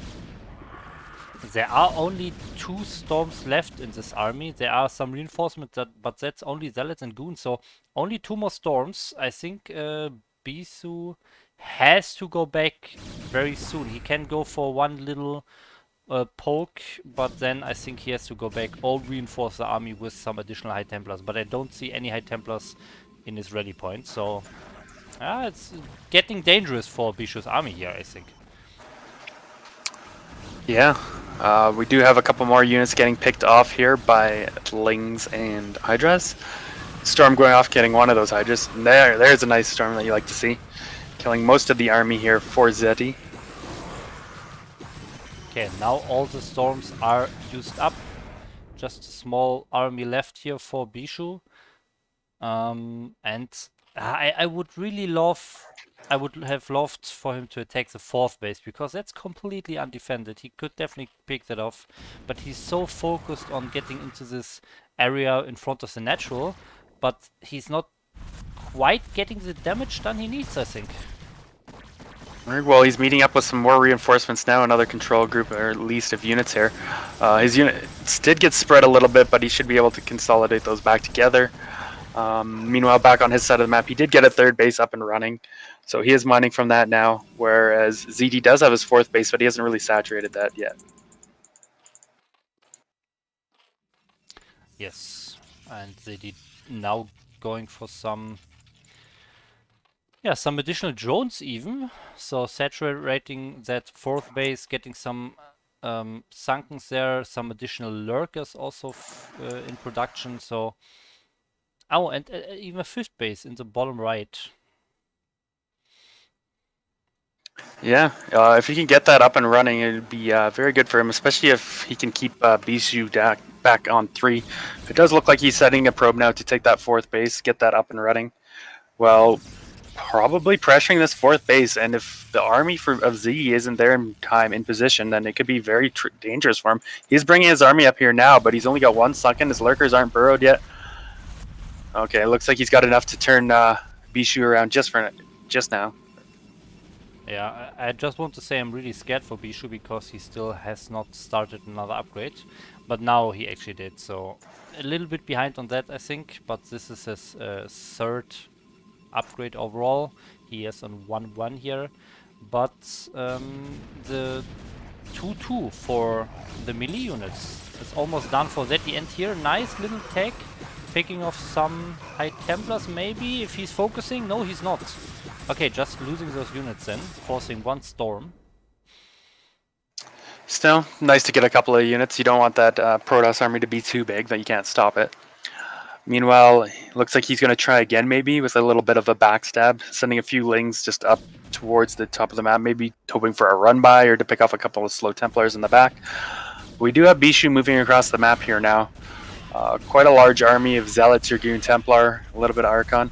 And what do we have for Ziddy? Is he going to have enough to defend this? A couple of storms going down now. Missing actually most of those lings. That one's a little bit better. There we go. Only one single lurker here at the bottom. Okay, more lurkers are coming. But, oh, they are pretty undefended. There are no other units. Where are the units of Zeti? Oh my god, they're all in the fourth base. The lurkers are just dying here. Yeah, this is looking pretty bad for Z all of a sudden. His units are just got them everywhere and not really consolidated together. You're not really able to engage this whole Protoss army at the same time with his full force, which is really what he wants, to be able to kill it. And now we have Bijou being able to push in towards the natural here. Looks like he's bringing the rest of his units now, so he still may be able to defend this. All the Zealots are gone. So. Yeah, and he still has the 4 sunken from that early attack, so... that's very unfortunate. That's what you can never let happen as a Protoss. Even if you win a fight, if you lose all your Zealots in a fight and you only have Goons left and maybe an Archon or 1 or 2 High Templars, Speedlings will clean up your armies. You have to go back and reinforce with some additional Zealots. But yeah, he didn't do that, and now he actually lost all his expensive units and he's down in supply as a Protoss here. And I mean, the upgrades are still not looking too great either. 3-3 going for the melee units of Zeti, while Bijou is just finishing his third upgrade here. Yeah, so this is looking better and better for Zeti as this goes on here. You said he's up, or they're pretty much even in supply at the moment, but that's usually favors Zerg here.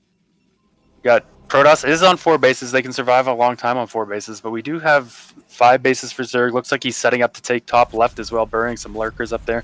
If he gets that double gas base, that'll be really good for him. A little attack here at the front of Protoss base, catching a few units out of position maybe. I think Bijou will have enough to clean this up, but he is going to lose some Zealots here and a couple of Templar. Yeah, again, all the Zealots running into the lurkers here. And you can see the supply is still in favor of Zeti. Come on, build a few more units. Okay, even supply. Yeah, I mean, definitely looks good for Zeti. This is kind of what he wants. He's fine trading out his army for the Protoss army at this point. Like, if he can keep the Protoss army small, he's not really in danger of losing any of his positions. So this is fine for him, but Protoss really needs to build up an army and that can contest somewhere. Like he needs to be able to slow the Zerg down somehow, right? Be that by killing a bunch of drones, be that by killing a base. He's got to get an army going and something done if he wants a chance to win this game, or Zerg's just going to get out of control. Like we can see, he's even taking a sixth base here at the bottom.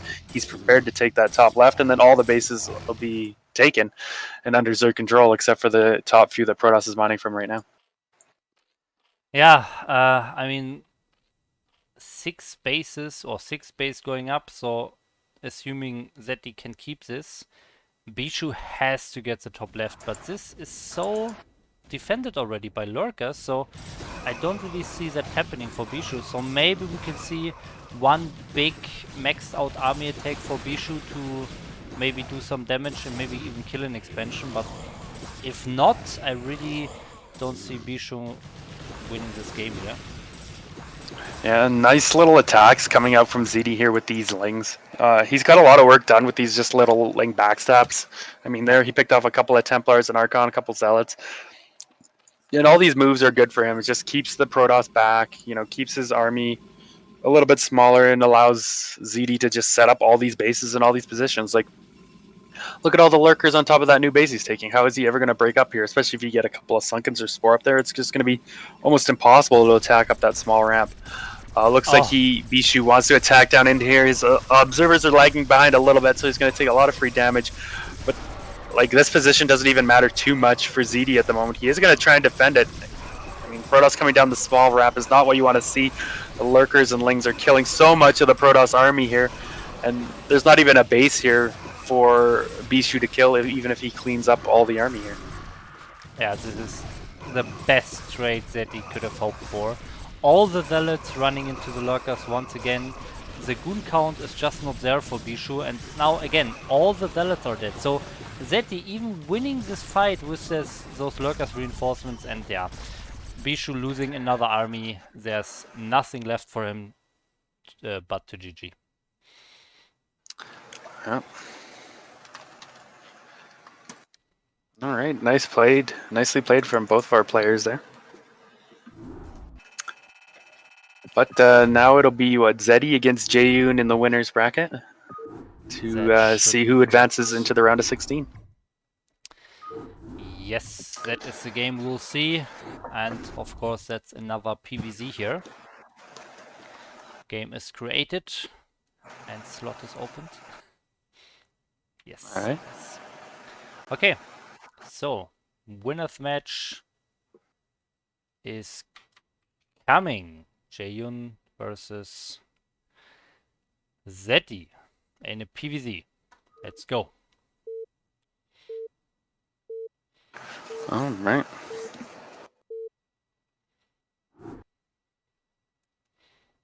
Okay, game is loaded. The map is Sylphid, and here we go. In the 12 o'clock position, we have our Protoss and sometimes Zerg. It's Jaeyoon. All right, and in the bottom left, winning that last game, we have our red Zerg Zeddy. So, any thoughts on this matchup, this map? Who do you think is going to win? I'm looking forward to a good game. Both players look pretty good in their first games. So. Yes, I think so. I have the feeling that there was a chance for Bishu to take this last game when he did his first big army move out, where he went into the natural instead of, for example, killing the fourth base. I definitely think Bishu could have killed the fourth base, and that's exactly what Jaeyoon did in his game, in his first PVZ, and that was successful against Keen. So, I think we could definitely see kind of a repeat like that, and Jaeyoon maybe taking a little bit of a better decision at denying the fourth base of Zeti. And seems like that might work out. Yeah. Seems like that might work out. Looks like we're going to have a Forge Fast Expand coming out of Jaeyoon again. Pylon going down. First probe went out to Scout, and there is the Forge. Right. And meanwhile, we do have, looks like a 12 hatch coming out of Zeddy here. Yeah, that is correct, and that will be confirmed by Jaehyun, and that means he can put down the Nexus before his cannon, because there is no pool to be seen, so he's totally safe. Yeah. He can even put down a few more things before his cannon if he would like to. Maybe get that gas and pylon up and running. As long as he has full scouting and knows when that pool finishes, he's perfectly fine and safe against any sort of early Ling aggression. Yeah, I'm assuming we'll see the gateway here for Jaehyun before the cannon for sure. We have a question in the chat here. First game won Jaehyun. For anyone who tuned in a little bit later, every single match of this group of this round of 32 of the BSL Gosuleague is a best of one. We'll see some best of threes in the round of 16, but for now, all games best of one. And this is the winners match. So both of these players won their first match against other opponents, and the winner of this game will advance from this group. Yep. Well, the loser will go into the final match against the winner of the next game. Exactly. So let's see what our players want to go. It looks like 3 hatch and gas coming out of Zeddy. Nothing too out of the ordinary. Cannon is now just finishing up here for Jaehyun as well as his gas. He actually didn't build a second pylon, so he is a supply block here for a little bit. I'm just going to rely on that Nexus to give him the supply, I guess. Yeah, that's fine. If you can take the Nexus before your cannon, that's something you can do. For example, if you go gateway first, you usually cut like 2 probes as well in most situations, so that's basically the same here, so I think that's totally fine. June feeling a little bit scared from those lengths, not wanting to take any damage, pulling his probes just to block, make sure they can't get by and kill that cannon. Meanwhile, he's still got his probes scouting around, looking for that third base. He will confirm its location. Now, normally I would like to see that probe maybe scouting the main just to confirm the lair or confirm if there's like a hydrogen or something. Because in this case, if Zeddy was blocked in the wrap, Jay wouldn't be able to find out. He wouldn't be able to get back in. In this game, he is going to be able to get back in. But if that was, the case, he would be playing a little bit in the dark. So he is going to confirm that the lair has been started. So he's going to feel pretty comfortable and know what he's facing. Meanwhile, he's got his Stargate started back at home. So both players are on track here. Yes, what I'm interested to see is, will we see the +1 attack upgrade for Jaehyun this time? Last game, so in the first game of this group, Jaehyun did not get that, and so far it looks like he's again not getting this. Yeah, we see the +1 air attack here, and maybe we'll see the Corsair for sure, but what are the next 100 gas after this going to? Is it a Citadel or is it the +1? Yeah, we'll have to see. A lot of that Protoss early game does depend on how much gas or where that gas goes. +1 still hasn't been started. He's got the gas for it, so maybe... Citadel okay, there's again. a Citadel. Interesting. So, really, not a mistake or anything like that. That's really an intentional fast Citadel instead of the +1, starting the +1 afterwards. But for anyone who is not super experienced with Protoss, if you start your +1 after the Citadel, you will not have the +1 attack upgrade to 2-shot Zerglings, so you need 3 hits for Zerglings when your speed finishes. So this usually is saying that Jaehyun is not planning to go for a huge Zealot aggression. Yeah, we do have a Zealot that snuck into the third base here. Didn't get any kills, and it looks like the Hydras are just going to pick it off. Corsair did pick off an Overlord. We got another Corsair and a couple of Zealots here. This could be a little bit dangerous for Zeddy. He can't really pick off these Corsairs with these Zealots here. Oh. So Jaehyun's going to be able to pick off at least another Overlord here, if not one more maybe. Okay, he's just going to flare around. And actually, if he sees this one in the main or just outside the main, he's going to be able to probably pick that off. So nice little pickup, supply blocking Zeddy there for a little bit, and not quite going to get that third one. Yeah. Yeah, but that was a nice trade for Jaehyun. The Hydras weren't... Oh, wow, never mind. Now he's losing a Corsair, but... Yeah, okay, overall, I guess with losing this Corsair, it's actually fine for Zeddy. Yeah. He is going to go back and finish off that other Overlord, though, so that's nice. Nice little pickup. And now he's going to fly out, and of course he got all the critical scouting information that he needs.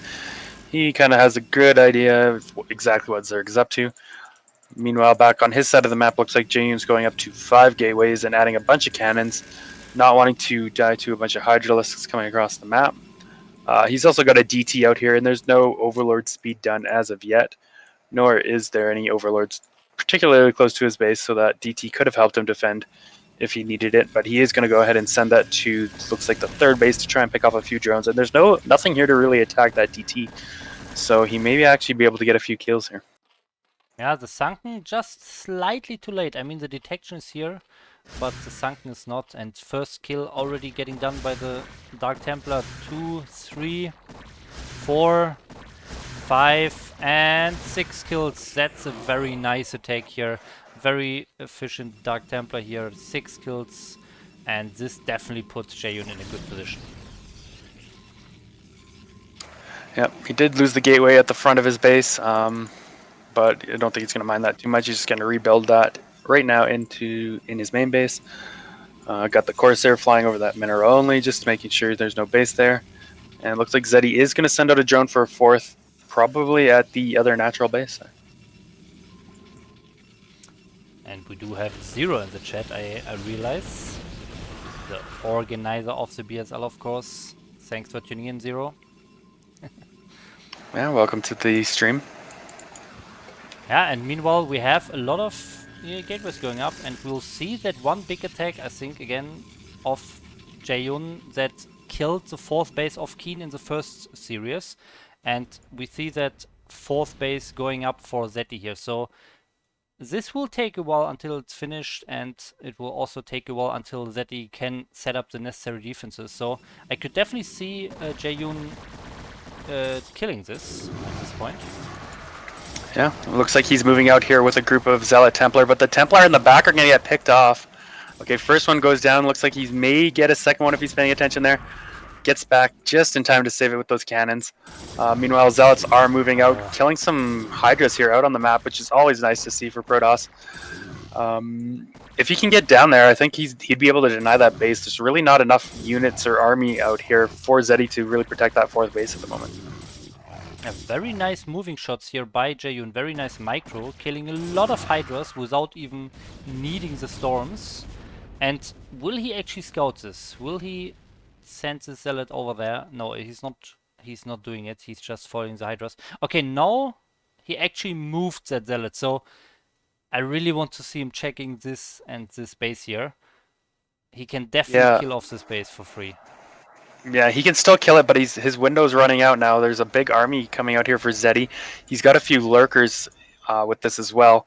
And Jaehyun still doesn't know where that base is. It looks like he's expecting it to be on this high ground, which is where you might normally see it, but it's not here. So now he's going to have to back out. And now that the lurkers are here, very nice pickoff actually on that first lurker.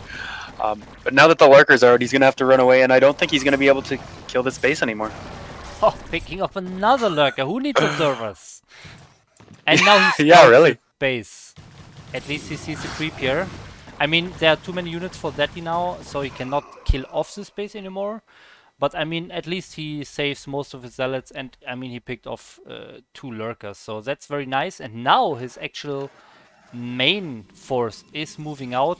I don't see an observer yet. The observer should start very soon. Where's the observatory? Yeah, he does have an observatory in the main base, the top left there. I was looking for the observers to start too. A bit unfortunate they started late. If he had an observer with this army, I still think he could kill that 4th base. Yep.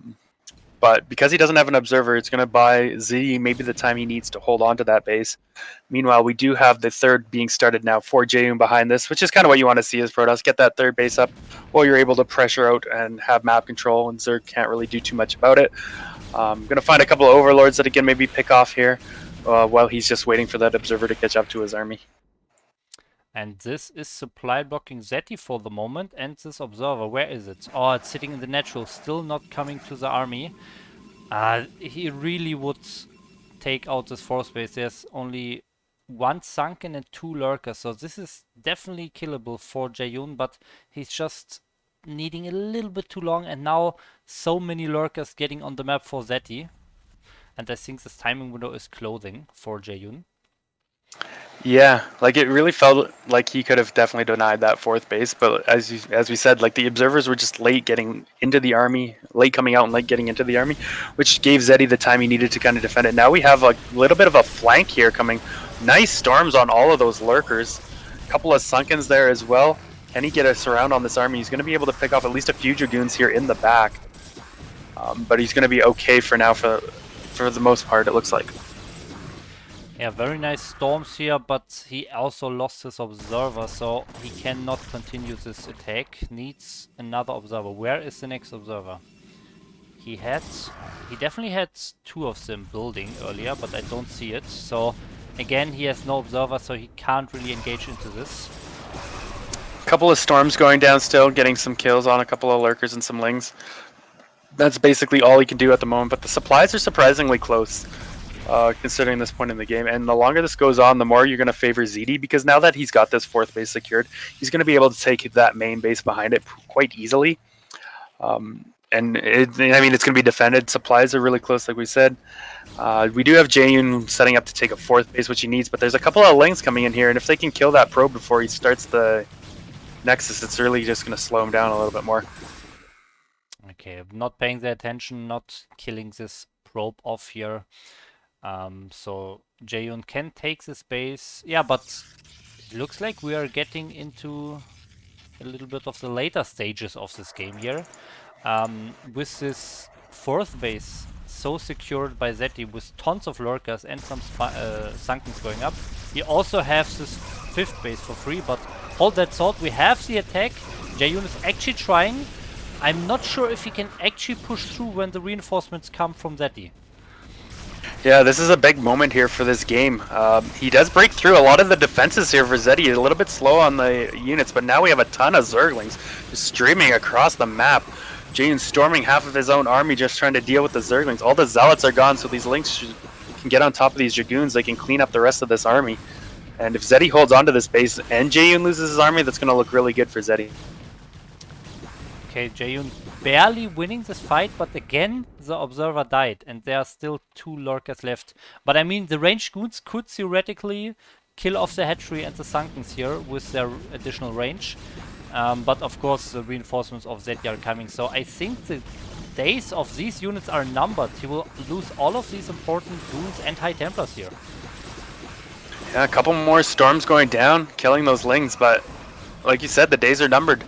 Some more lurkers streaming in, a couple of Hydras, picking off what they can. The Dragoons are still fighting best they can, but still no Observer here, and now he's just going to have to get out of here. He's just going to lose the remainder of his army. Okay, that was a pretty big fight, and Jaeyoon just barely not able to really breach that base. The reinforcements of Zeti arrived just in time, and now, as I said, he has this fourth base secured. He can take this main base position, the starting position behind that, basically for free. We see some rally points of Jaeyoon miss set, so he's losing some extra units here. Well, it looks like he's rallying his force. Maybe going to try and take out this fifth base attempt up here from Zeti. If he can get up there on top of the hatchery, he can at least force to cancel maybe and slow that down, but he doesn't really have the army to contest with what Zeti has out on the map at the moment. And a couple more storms going down, but going down on some of his own army. These Lings are picking off what they can. Army survives for now, and there's more reinforcements coming in, so yeah, I like the idea that Jaeyoon's pulling back here. He doesn't want to lose the rest of his army once again. Really wants to get that connected with some more units. But in saying that, he's going to move forward again, and there's a lot of Lings and a few Hydras here. I think he's going to lose most of this army once again. Yeah, and that's really what can lose you the game. Losing your expensive units over and over. Even if you're barely winning the fights, you can never build up this huge, big Protoss death ball. And now he's just losing those additional High Templars, and this is looking better and better for Zeti. So he's up on 5 bases now, with another base free to take for him. Yeah, I gotta say, like, well played from Zeti at this point. The supplies are pretty similar. Jaeyoon, a lot of Jaeyoons is actually in probes as well, that difference. So I think Zeti actually has a bigger standing army, and he may even be able to punish Jaeyoon if he decided to go for like the third base or something. There's not really much there to defend. You could probably take that out and snowball the game in his direction.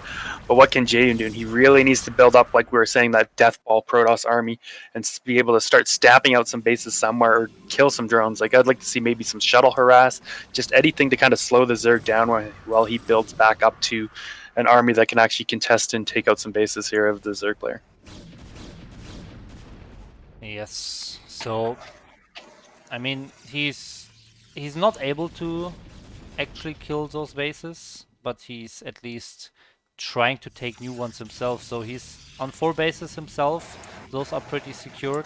He's now taking his 5th base himself. So he's definitely trying to stay in this game. But High Templar being lost here in the middle. And I mean, this really comes down to the number of bases taken in the end, I think. Yeah, and Jaeyoon hasn't really been able to stop any of them. Like we saw earlier, he could have maybe killed that 4th base with his Zealot attack, but had he done that, the game would be in a much different position. One thing I will say I would like to see coming up from Zerg is maybe some Defilers or something. He's had his Hive Tech out for a while, but the only thing he's really used it for is maybe some upgrades. Defilers would be really good. A couple of Plagues on this army or Dark Swarm when the Dragoons are pushing in would definitely slow down any attempts Jaeyoon might have taking some bases. But we do have Jaeyoon trying to take a couple of bases here. I'm not sure he's going to be able to get a bunch of Lings and Lurkers streaming in here. Yeah, Storms you should be able to take this out, but go ahead. Yeah, Storms are very far behind. I mean, yes, Jaeyoon is killing the units here, but I don't think it was a good trade. All the Lurkers did so much damage against the Zealots, so many Zealots were lost here. And now he can't actually push further. Yeah. Now, if Jaeyoon can establish these 2 bases and defend them, he's going to be able to stay in the game for a lot longer. But even just looking at the map and kind of splitting it in half, you can see like Zerg's definitely going to have more bases. And Zerg, when they get like plenty more bases, eventually they're going to be able to overrun and outlast the Protoss. Nice little storms here. It's going to be able to hold on to that base. Little trade there for Jaeyoon. Nice pickup. But he's just, it feels like he's kind of fighting from behind for a lot of this, you know? Yeah, killing his own pylon. I'm a bit confused by this little attack by Zeti. I mean, he had the chance to actually deny the space on the high ground, but I mean, he has vision of it, right? Yes, he definitely does have vision, but he didn't go up there, and now Jaeyoon can actually secure this base. So this is already the 6th base of Jaeyoon, and with 6 bases taken overall, he could definitely outlast Zeti. All right. Well, looks like we do finally have that Defiler mound coming down now for Zeti and then his natural base.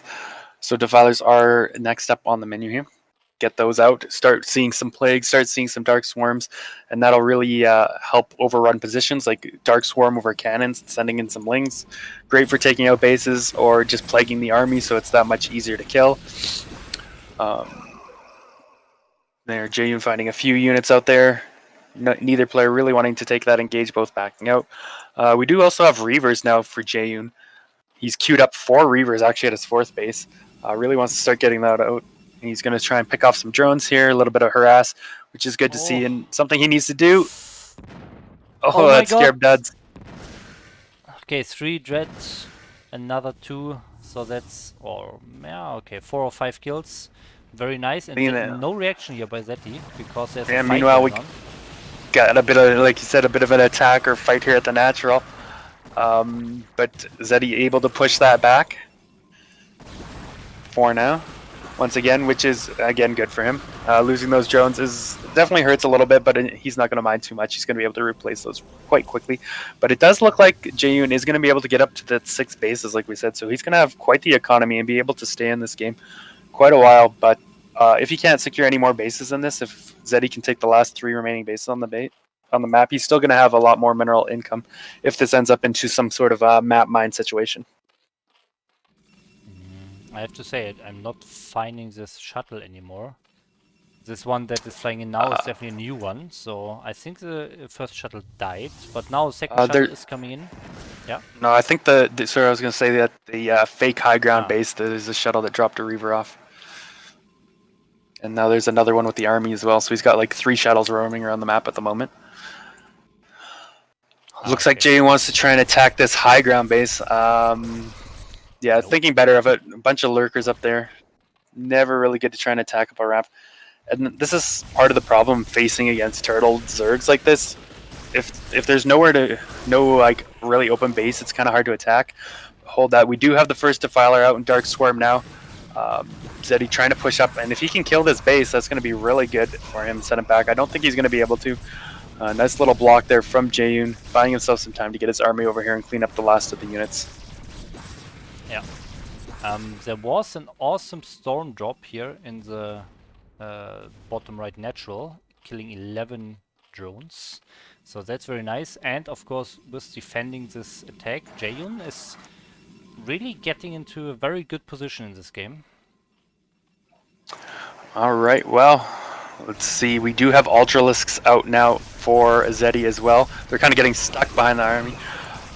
We do have a fight going on. A couple of Dark Swarms going down. Lots of Lings and Lurkers here. I don't know if this is the fight Jaeyoon wants to be taking, yeah. Looks like he thinks better of it and backs up a little bit, at least until he's out of the Dark Swarm. A couple more Storms going down. Fighting stops for now, but not looking good for him. Let's check the upgrades. Meanwhile, it looks like we have +3, 2 for Protoss, 1 shields. Hold that thought where the engage is going back on here. Wow. Yeah, I don't know if that's the place you want to engage. There's just so many Dark Swarms, so many Lurkers, so many Ultras in here. That just looks scary. Meanwhile, Zerg looks like 3 armor, 3 carapace, 2 melee attack. So those Ultras got +5 armor, very, very strong. Hard to kill. Yes, and some little zealot harassment here in the main base. And oh, Zeddy going for another attack. And this time, Jaeyoon's army very out of positions. Will we see a little base trade here? Yeah, Dark Swarms go down as well.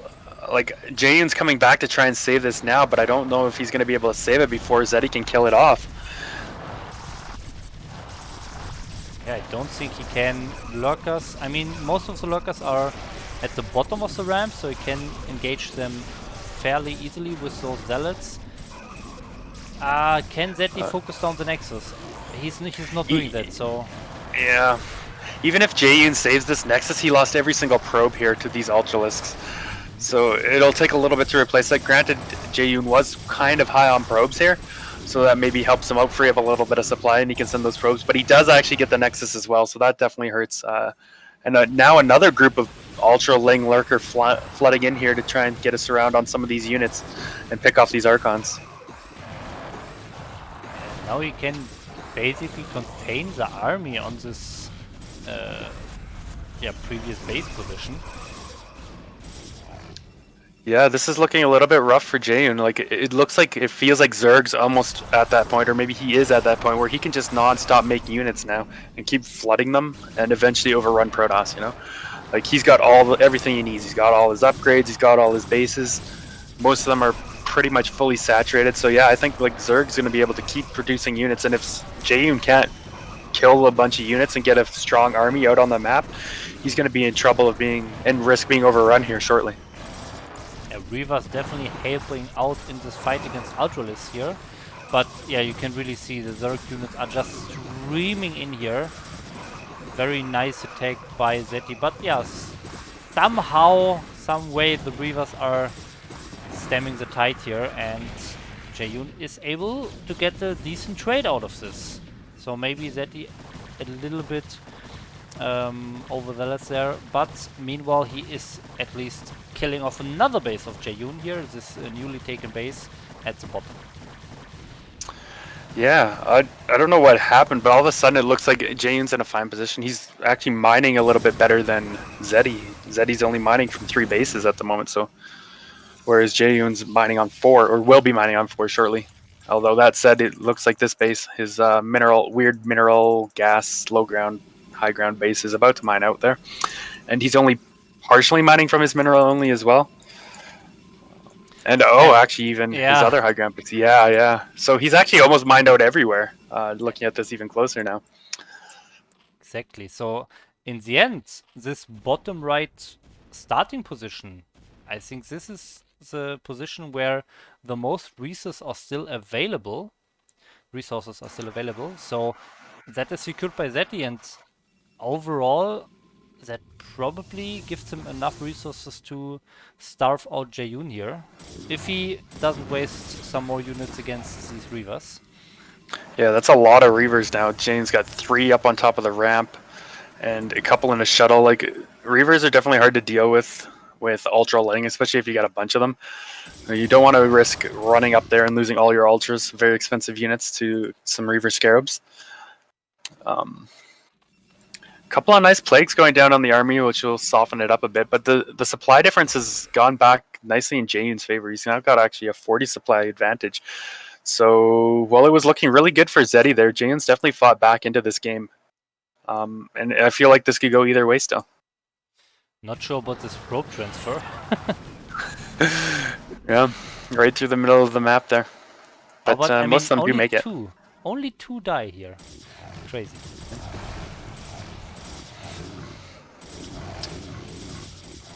Nice catch by Jaeyoon. Jaeyoon pushing forward. Most of his zealots are actually plagued, so those are very squishy. But he has those Reavers, and Zeti is really scared. He's just running away. And he's losing units in the process. So many Ultralists even going down while retreating. Crazy. Yeah, what happened? Like, it honestly looked like Zeti was about to maybe take the game, but now all of a sudden it looks like Jaeyoon's got the game in his control. Like, he's pressuring Zeti everywhere, and Zeti's kind of like at a loss of where to go. He is taking this other base, so if he can get that up and running, maybe he can fight back still. But if Jaeyoon's able to sniff that out and take that base out, it's going to be a lot harder here for Zeti. I think a part of it is he's not really saturated at one of his bases, actually. Looking at that high ground base, he's only got 2 drones on minerals. Oh, wow. I actually looked at this earlier, and he had way too many drones here. he had like 30 drones mining here. Maybe there was a storm drop, or he just transferred way too many away from this. So this is interesting. But he is making more drones here, so he is refilling this a little bit. It was probably top, to be honest. Oh, the Scourge are going to catch the shuttle. Almost. Oh, that was so close. Okay, they do still catch the shuttle. One of the Reavers does get out, and he is going to pick up those drones, which is nice for him as well. Drone count is actually getting really low now for Zeti. We got a couple of Ultras in the middle of the map here with a Dark Swarm and a Plague going down, but there's a lot of Zealot Archon here. Close. Yeah, that was closer than I thought, but that Dark Swarm definitely coming into play here. A couple of Reavers flying in, and that'll definitely turn tide in favor of Protoss winning that. One thing I would have... Okay, he is resaturating that base now, but one thing I would like to see is him take some of these mineral bases. It looks like Jaeyoon's going to take that 1 mineral only, but these mineral only bases have just kind of been sitting there forever, and Zerg could have taken them at any point, really, and had a nice income from that. Exactly. And yeah, this could maybe lose him the game here, because his supply is really dropping down. We saw this Reaver killing 22 drones, or 22 units at least. Many of them were drones. And now, yeah, Zeti's drone count is really lacking, and his mineral richest base is only mining with 4 drones still. If you look at that high ground base of Jaeyoon, we have a couple of scouts in the game now. Oh, wow. Scouts are pretty good at killing Guardians, if that's what he's thinking. Like, maybe he saw these mutas over here and he's expecting them to be morphed into Guardians. Yeah. Mutas are going to engage that scout, so he does know the scouts are there. But we do have Jaeyoon taking this base, like we said. All the mutas going down to those cannons, getting pulled in. And Jane's got a lot of Reavers here. He's got 4 Reavers. He's got a bunch of Archons. Now these scouts are even going to take out a couple of Overlords here. Nice little pickup. And yeah, like a few minutes ago where it looked like Jaeyoon was on the brink of death, it looks like he's really fought back here. He's going to take another base. So he's going to be mining on these 2 bases. Like Zerg is still mining on 3 bases, but again, they're not completely saturated, which is a bit unfortunate for him. And Jaehyun is doing a very good job harassing. Another storm drop at the bottom base here, killing another like 6 drones or so. And yeah, the overlords, scouts killing overlords a little bit. So Jaehyun is really getting damage done everywhere. Meanwhile, building up almost a purely Archon Reaver army against Ultralisk. I mean, this is the best you could hope for a Protoss. And I mean, Zeti really has to do something. Otherwise, with the mineral base being taken by Jaehyun as well, I think Jaehyun is just building up an army that Zeti will not stop anymore at some point. The only thing that we have not seen Zeti do so far are drops. So drops, I think, are one of the best tools that Zerg has in the late game. And I mean, he kind of missed his chance, but we could have seen him flying towards the top left, but hold the thought, there are Guardians just dying to scouts. Okay, yeah, nothing much to talk about here. But yeah, the main base is completely undefended for Jaehyun, only a single cannon. So if you drop 30 speedlings there, cracklings in there, they are killing those gateways and tech buildings so fast. But sadly, we have not seen that so far. There's a big group of Ultralisks out here on the map. I don't know where Zeti was planning to go with them. It looked like he wanted to actually attack that 3 o'clock base there, but there's nothing really there for him to attack. I mean, maybe a bit of tech he could kill, but now we have 3 shuttles flying in, and they're going to see the Ultras. That's 6 Reavers between those 3 shuttles. Could definitely do a lot of damage here. Yeah, that he just not have an army to engage Jaehyun's army. Yeah, Reaver Archon, literally mass Reaver Archons. Ultimate cannot win this fight. No way. Yeah, even with the Dark Swarm, that's not going to be enough here. Dropping out all those Reavers, so many Archons, and Zeti's really on the back foot. What can he do here? Like, he's got very little income, very little money to make anything to actually contest this army. I think Jaehyun's probably done it here. Like, he's going to clean up the rest of the Ultralisks. Now he's going to be able to take out a couple of bases here if he wants. And what is Zeti going to do to defend? It looks like he has pretty much nothing left. His supply dropping below 100, and he has no answer for the Reavers. He just does not. And yeah, there's GG, I assume. And Jaehyun takes this game. Very long, nice macro game by Jaehyun. He lost 1 or 2 armies in the beginning, but he kept expanding, and then in the end was able to build up this huge, big, super strong army. Yeah, very nice game. Like, I honestly thought Zerg was going to win it there for a little bit during the mid game. He had so many bases, so much income. It looked like he really had Jaehyun on the back foot. But then Jaehyun, like, with some harass, was building up that army. He managed to turn it around. He got a couple extra bases and ended up taking the game. So congrats to Jaehyun taking first place in his group. Yeah, congrats. And Zeti is, of course, not out. He won the first match. This was the winner's match, so he will be in the final match of this group against the winner of our next match, which is the loser's match, and we will go into that very soon. It is Keen versus Bishu. Another PVZ. Okay, game is open. Yeah, got in first try. Yeah, I always close and open the slots already after creating this time. That's the only way to do it. Yeah. Alright, looks like this next game will be on Polypoid. Okay, the game is starting right now. Polypoid, as you say, is the map. And we go in. So, we have to switch the colors back. In the top right on Polypoid, we have our Zerg player, Keen. All right, and in the bottom left, we have our pale blue Hould, also known as Bishu. All right, well, another PVZ. this time on Polypoint. Definitely a map that can lend itself to some macro style games. Like it's pretty easy for Zerg to get up to their 4 bases. Like they can take and hold them with lurkers. I know I have problems playing Zergs on this map sometimes because of that, but we'll have to see. I mean, they don't have to play that way for sure. Like Keen could definitely do something aggressive, and we got to remember like everything's on the line for these guys. So one little slip up could maybe mean the end of their BSL 11. So we'll have to see. Yes. Yeah, and so far, no super aggressive strategies coming here. No 9 pool speed or anything. No proxy gateways.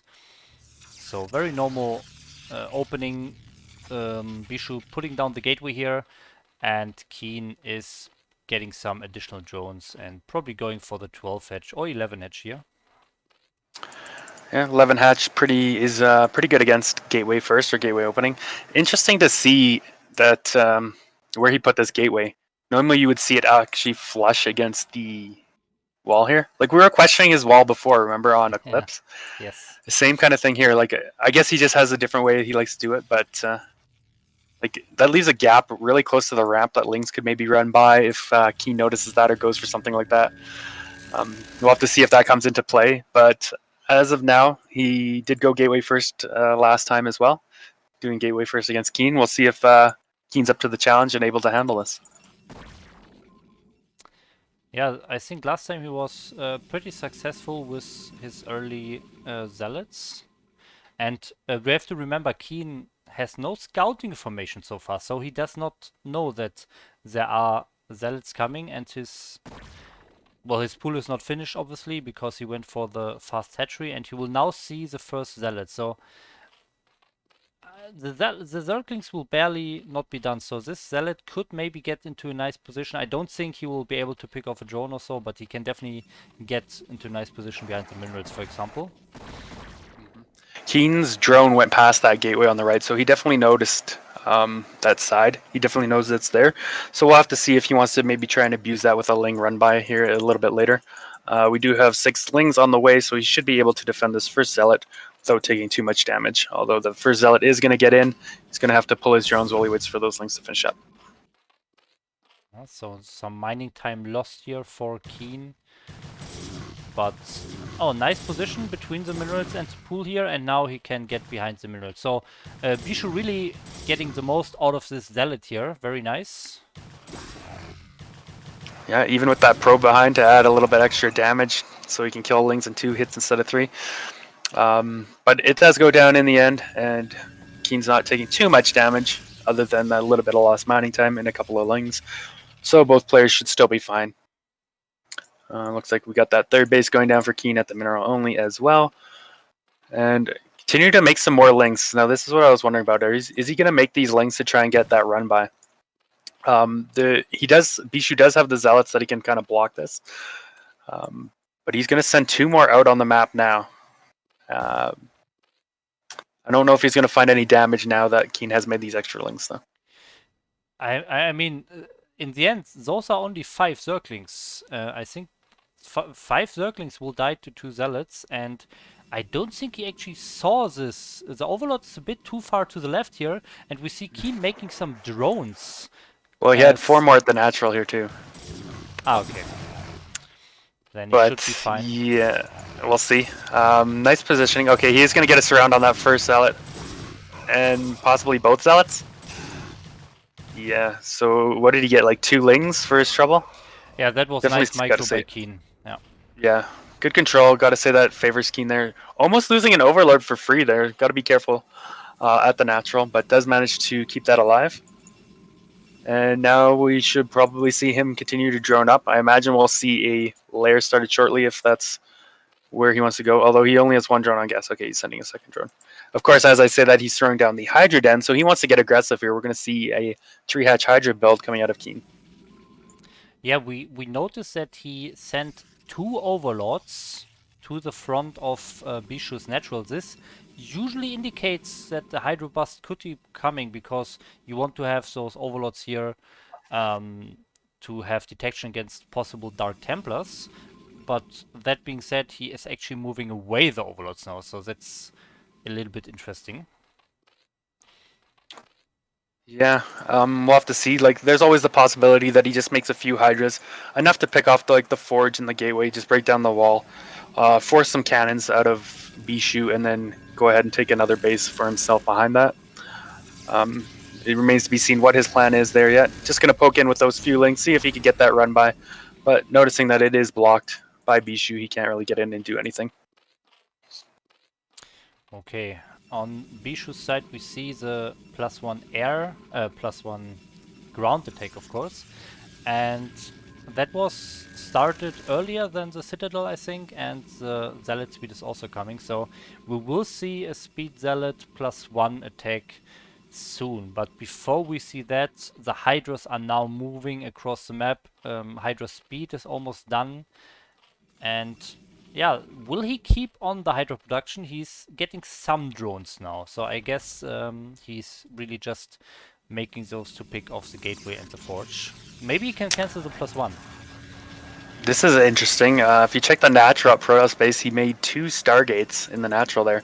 Oh, wow. So he's going to go 2 Stargate stairs behind this. He does see these Hydras here and knows what's up now. For sure, he's going to throw down a couple more cannons, but he does have a bunch of Zealots and speed just about to finish up. So he should be perfectly fine. He should be able to even protect his wall and not lose that, as he's going to be able to push out here very shortly with his Zealots. And he actually canceled both those Stargates. Okay. Yeah, and I mean, that's a lot of gas. It used up, I mean, if you cancel building, you only get back 75% of the resources, and 2 Stargates are not cheap. But yeah, in the end, he's pushing out. Yeah, go ahead. I was just going to say, so guess he went because he went blind Citadel here and didn't scout, like there was no layer knot. He's like, okay, I need something for the mutas after this attack, right? If he makes any kind of mutas, so I'll get 2 Stargates there. But then upon seeing the Hydras, he knows that this was like, okay, this is a 3-hatch Hydra or something, so there's no threat of mutas. I'm just going to go ahead and cancel those Stargates. But of course, like it is a bit of investment. He is going to lose those resources. But he doesn't want to overcommit to those stairs either. Looks like he's sending out a probe maybe to take a sneaky expansion or a really quick 3rd base here. Oh, but this is very dangerous because we see Keen. He's pretty all in at this point, to be honest. His look at the worker count. It's 19 to 46 workers. He's not even really mining from his 3rd base. Only 2 drones there. I mean, he has 1 drone on each mineral block, so I guess it's fine. But 19 drones is not enough to stay in this game. But he's getting double evolution chamber, so this usually indicates that he wants to stay in the game longer. So I'm not sure if Keen is in the best position here. Yeah, there's actually no upgrades being started just yet in either of these Evo chambers. Okay, as I say that, Carapace just starts, but the other one hasn't started yet. Okay, there it is now, getting the range. Now, this is interesting. If he commits to this 3rd base and Keen was going all in, that's very dangerous. Like, he could easily run him over. But now, if it looks like Keen's droning up, so and just going to play this defensively, so he may actually get away with this quick 3rd base. And if he does, that's going to definitely propel him into a very strong army and a very strong economy into the mid game. Yeah, with that worker lead especially, this 3rd base is very huge for Bishu. And yeah, Keen just made a lot of units and he was not able to do any real damage with those units. He didn't even kill the +1 attack upgrade with those units. He really just made those units and is sitting here. So this is not really the most effective usage of the resources, and Bishu really getting into a very nice position with 8 gateways. One thing I just noticed is Bishu's +1 air attack just finished. But he's got, of course, no Stargates or anything. So a little bit of a wasted upgrade there, perhaps. Or maybe he's going to get something air later, who knows. But yeah, he's still in a fine position, like you said. Way ahead in the Keen in supply and in workers. 3rd base has finished up now, and he's going to be able to start mining from there. Keen looks like he's sending a group of units out on the map. He could pick off some of these Templar, which would be very nice if he can get... 2 go down here, and save the 3rd one as well. Then he gets the 3rd one. It's red already. He really wants it. Oh, 1 hit. Gets it. He got it. Okay, that's nice. Nice little pickup for Keen there for sure. But is it going to be enough? I don't know. Like Bishu is just getting into such a great position now that he's got 3 bases. Keen isn't really in a position to deny it either. We do have the Robo being started maybe a bit late here at the natural for our Protoss player, but yeah. Okay, Spire on the way for Keen as well. Is he going to go for some kind of a Muta switch to maybe pick off this really ground-based army of Protoss? I'm not sure, but to be honest, he's just too low on economy to do any real switch or any real attack on Bishu. I think he needs to get some more drones. He's just making more and more Hydras on such a low drone count. He's getting a 4th base, so I don't know. This again indicates that he wants to stay in this game for a little while longer, but he just doesn't have the drone count for that. He's still getting another group of mass Hydras. If Bishu pushes out, maybe Keen can take that fight because he has so many Hydras. But if Bishu just waits a little while longer, gets to that 180, 200 supply army, I don't see how Keen can actually stay in this game. Yeah, +1/+1 did recently just finish here for Keen, so he's on par with upgrades. We do have Protoss on 1/1 as well, getting the armor right after his weapons. But yeah, this armor is pretty scary. I mean, there's pretty low in Dragoons. We kind of saw this last game from Bishu too. He didn't have a lot of Dragoons, but I don't think he needs it as badly in this situation because there's still no lurkers out on the map. And actually, after saying that, he is going to go ahead and get those Muta switch, which could maybe pick off some of these Templar. Yeah, in this situation with so many zealots of Bishu, this could really do a lot of damage. But now the Observer is finally out for Bishu, and this is go time for him. He is now pushing out on the map, but just as I say that, he's moving back again. Yeah, maybe like you said, he's waiting just to get to that very critical mass, get 180 plus supply here before he actually moves out. I'd like to see him maybe take a 4th base behind this as well. And as I said, that looks like a pro base flying up here. But in come the Mutas now. They're going to get on top of all these Zealots. Oh, the Storm doing more damage to his Templar than the Mutas. One of those Storm killing 2 of his own High Templar. Mutas definitely worth their weight there. He got every single High Templar except for 1, it looks like. Which is very good normally. But I still feel like the Protoss army is just so much bigger than Keen's army at the moment that even without Storm, he could overrun it. Yeah, I think so as well, especially with no lurkers being available here for Keen. This is not going well for Keen here. Will the upgrade of Bishu just finish now? So a 2-1 upgrade for Bishu against the 1-1 Keen. I mean, there are 2 more stumps coming, so 3 storms. 3 storms are enough to take this fight, I think, if he casts them. First tempo. Well, the first one goes down. Yeah, the other 2 are a little bit far behind. Like, but there's just so many Zealots and Dragoons here. Keen fighting his heart out from the high ground, doing his best he can. First storm finally coming down, killing a bunch of Hydras. This still does not look like enough. I think Bishu's just gonna run over Keen here. Yeah. The supply is just not here for Keen because the drone count is just, or has been too low the whole game. And even with only 2 storms, Bishu just actually pushes up against the high ground with mass goons. Yeah, like even though he took a bit of an inefficient fight, it still went pretty well for him. Keen's down to 60 supply here now. Like, he did kill most of this army, but a few Zealots are streaming in from the back. We got more Templars flowing up from behind as well.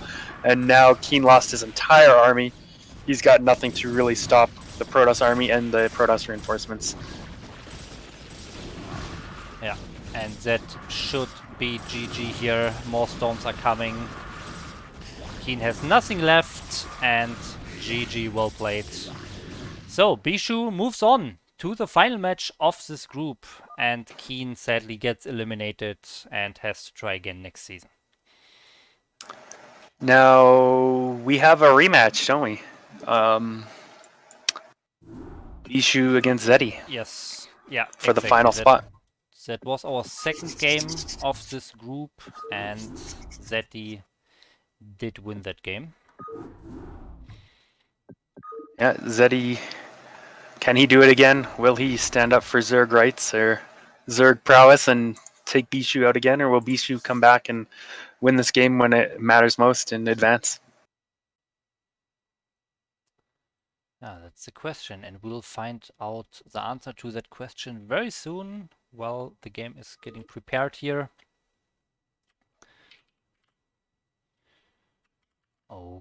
Okay, game is loaded, and we are going into it right away.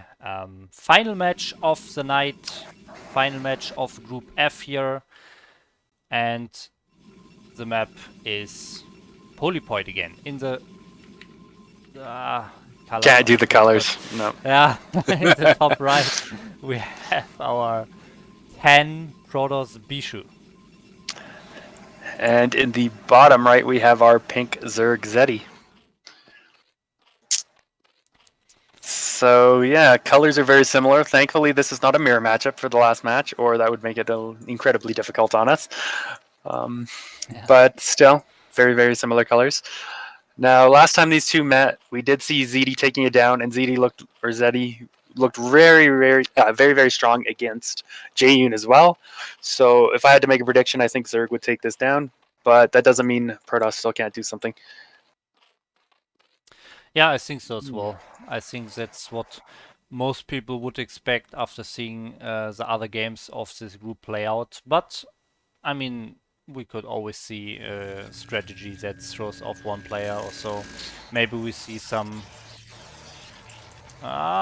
is this a wall or is this a proxy gate? I'm not sure. Yeah. All three games, like, it just feels like his walls have gotten weirder every game. Like, where does he put the forge now? If he puts it on top of the gate, that's not really good. And if he puts it below the gate, I mean, there's going to be holes on both sides pretty large, right?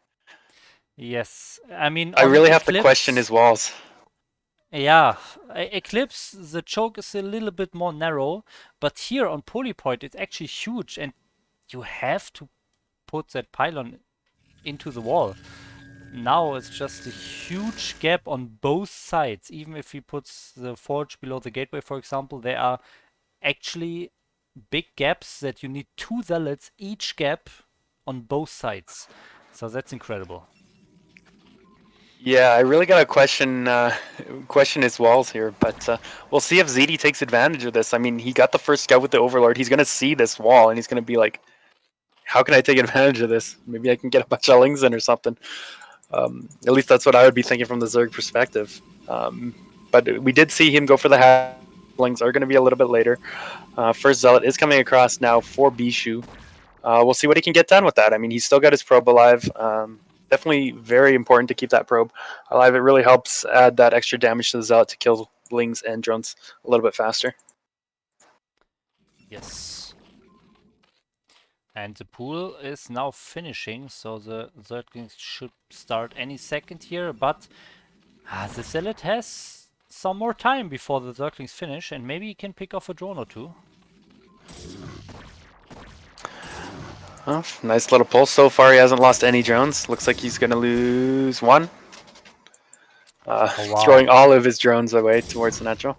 Okay, Ling's now popped, so he should be able to hold this back. Although there is a second Zealot here, so he's going to have to be careful. Wants to attack here, but the probe is blocking his own Zealot. Alright, does pick off that first Zealot. Second Zealot now does get a couple of kills. Finds himself in a nice little corner there. Going to be hard for the Zerglings to get in and get him. Well, he's actually going to send the Lings out, yeah. Yeah, he's not even interested in fighting this Zealot for now. He's trying to abuse this wall. Oh wow, and the cannon is just started. There are 7 Zerglings coming here.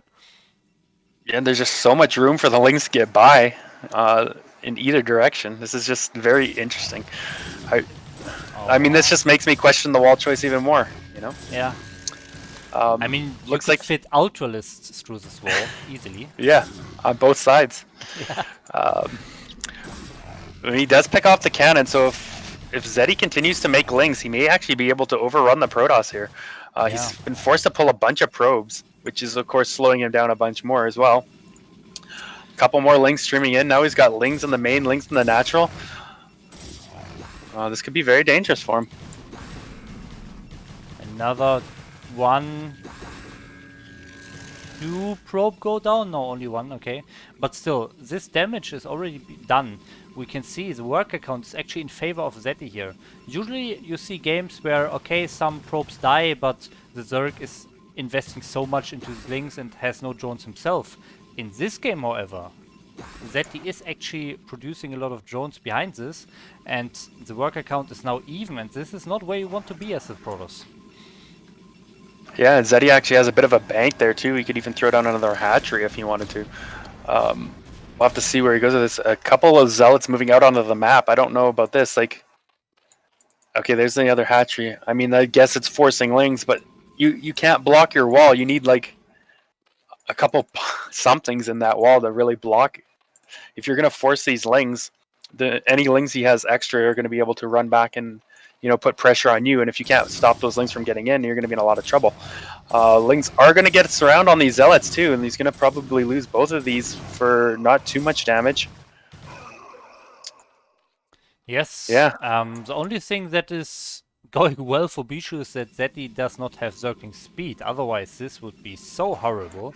At least it's slow Zergling, so maybe he can actually block this gap with some probes. Well, we'll have to see. He's not pulling any probes right now. He's just got the one zealot there. Group of lings coming in. Okay, probes are being pulled now. He's going to get a little bit of a block off, but some of the lings are still going to get through and into the main base here. Only 2 of them, so that was a little bit better compared to last time. So not taking too much damage, maybe a little bit of lost mining time here, but I don't think he will lose some probes. Yeah. Meanwhile, it looks like we have 4 hatch Hydra coming from Zeddy's side of things. First Hydras are now in production. And so far, Bishu doesn't know about this. Like, he has no idea what's coming at the moment. Seems like he doesn't really bother him. He is going up to Zealot's leg speed, skipping that Stargate. +1 is getting close-ish to being done as leg speed. So they should finish roughly the same time, it looks like. But he's not going to have a huge Zealot army to really contest the number of Hydras that ZD's going to be able to produce here. Yeah, because he lost some mining time, some probes, he just does not have the gateways. At this point, if you go for such an aggressive speed Zealot push, and you even skip the Stargates, you should have the gateways up by now and already produce Zealots, but this is not the case. So he's not in a good position here to apply any damage or to defend against the Hydras. Meanwhile, he puts down 2 Stargates. Those will not help against the Hydras that are coming across the map right now. Yeah, once again, will we see him cancel those Stargates again when he sees these Hydras? And yes, actually, right on cue, he does cancel those Stargates once again. But yeah, this is looking really bad for him. I don't think he's gonna really have enough to defend. How is he gonna hold this? Like, he's putting some cannons down now. Maybe if he can buy time to get enough cannons out, he can hold this off. But that's not really what he wants to spend his money on now. His cannons. He really needs to get his tech up and running. But yeah, I don't know what he's gonna be able to do. I think he's in a lot of trouble here. The Templar Archive still not even started at this point. So you can see he's at 700 gas. No Templar Archive started, so even if he can defend these Hydras, it will take such a long time until he can actually move out on the map and maybe take a third base or so at some point. Yeah. Meanwhile, there's Hydras and Zealots microing all the way across the map here. Eventually, he will pick those off, but you kind of need those Zealots and Hydras in with this fight would be nice to have. There's only 1 Zealot here at the moment. Okay, second Zealot comes out, but this wall is definitely going to go down here for Zeddy. And is he going to be able to produce enough Zealots off his 6, soon-to-be 5 gateways? I'm not sure. Yeah, I don't think so. I don't think so either. And remember, Zerg is not all in here. This is not the 3 Hatch Hydra. This is a 6-hatch Hydra, and there's no storm to be seen, and he's already contained in his natural with not a good probe count either. So, oh, he didn't even take his gas in the natural. Oh, I mean, he has a lot of gas right now, but he definitely needs to take that. But hold on, we do have the Hydras coming in, and I don't know if he's going to be able to defend this. All the cannons already go down. Now he can just micro against these Zealots. The only thing I will say that it could be good for Bishu is the fact that Zerg doesn't have a lair yet, but I don't think he needs it. This is just too many Hydras. Yeah. How is Bishu going to stop this? Even Dark Templar can't really save him with the Overlord out here, and I think this is it. There's just too many Hydras here. Yeah, he's trying to defend with the Zealots, but he only has one cannon building. This one, if he had like 4 cannons finishing right now, maybe, but no, with only one cannon, this is game, and Zeti takes it. GG. All right, well, I guess that's another Zerg advancing. So technically, we had 4 Zergs to advance today, though Jae-Yoon does race pick. But congrats to all our players. We had Zeddy and Jae-Yoon from this group, and we had, who was it, Julia and Squall from the first group. Yeah, let's take another look at the groups we saw today. So, first of all, Group A that we saw in the beginning of today's stream, we saw Julia and Squall advancing. And in the Group F that we just saw right now, we saw Jae-Yoon and Vedi advancing. So those are the 4 players we will see again in the round of 16. And for the other players, they are sadly out today. Yeah. Looks like a lot of Zerg moving forward as well. Looking at some of these other groups, we got Zoom and Deska, NBA and Desakwe, so there's a couple of Protoss in there. Mm-hmm. Darkish and Dark. Yeah, Dark also a race picker. Darkish another Zerg. So, I mean, you know, at Liquipedia we see this this Wraith thing in the bottom. So let's take a look at this. Actually, I can 1 second. No, sorry, I cannot get it on the stream here.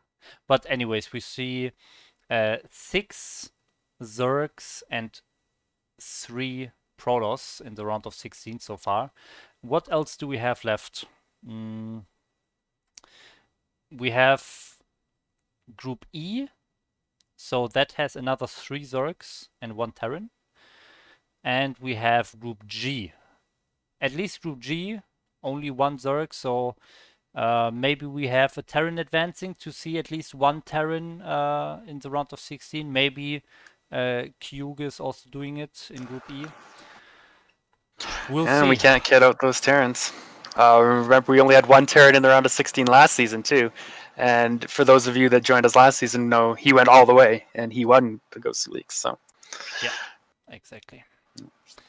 But yeah, those groups, I believe, are going to be casted on Thursday by Verev.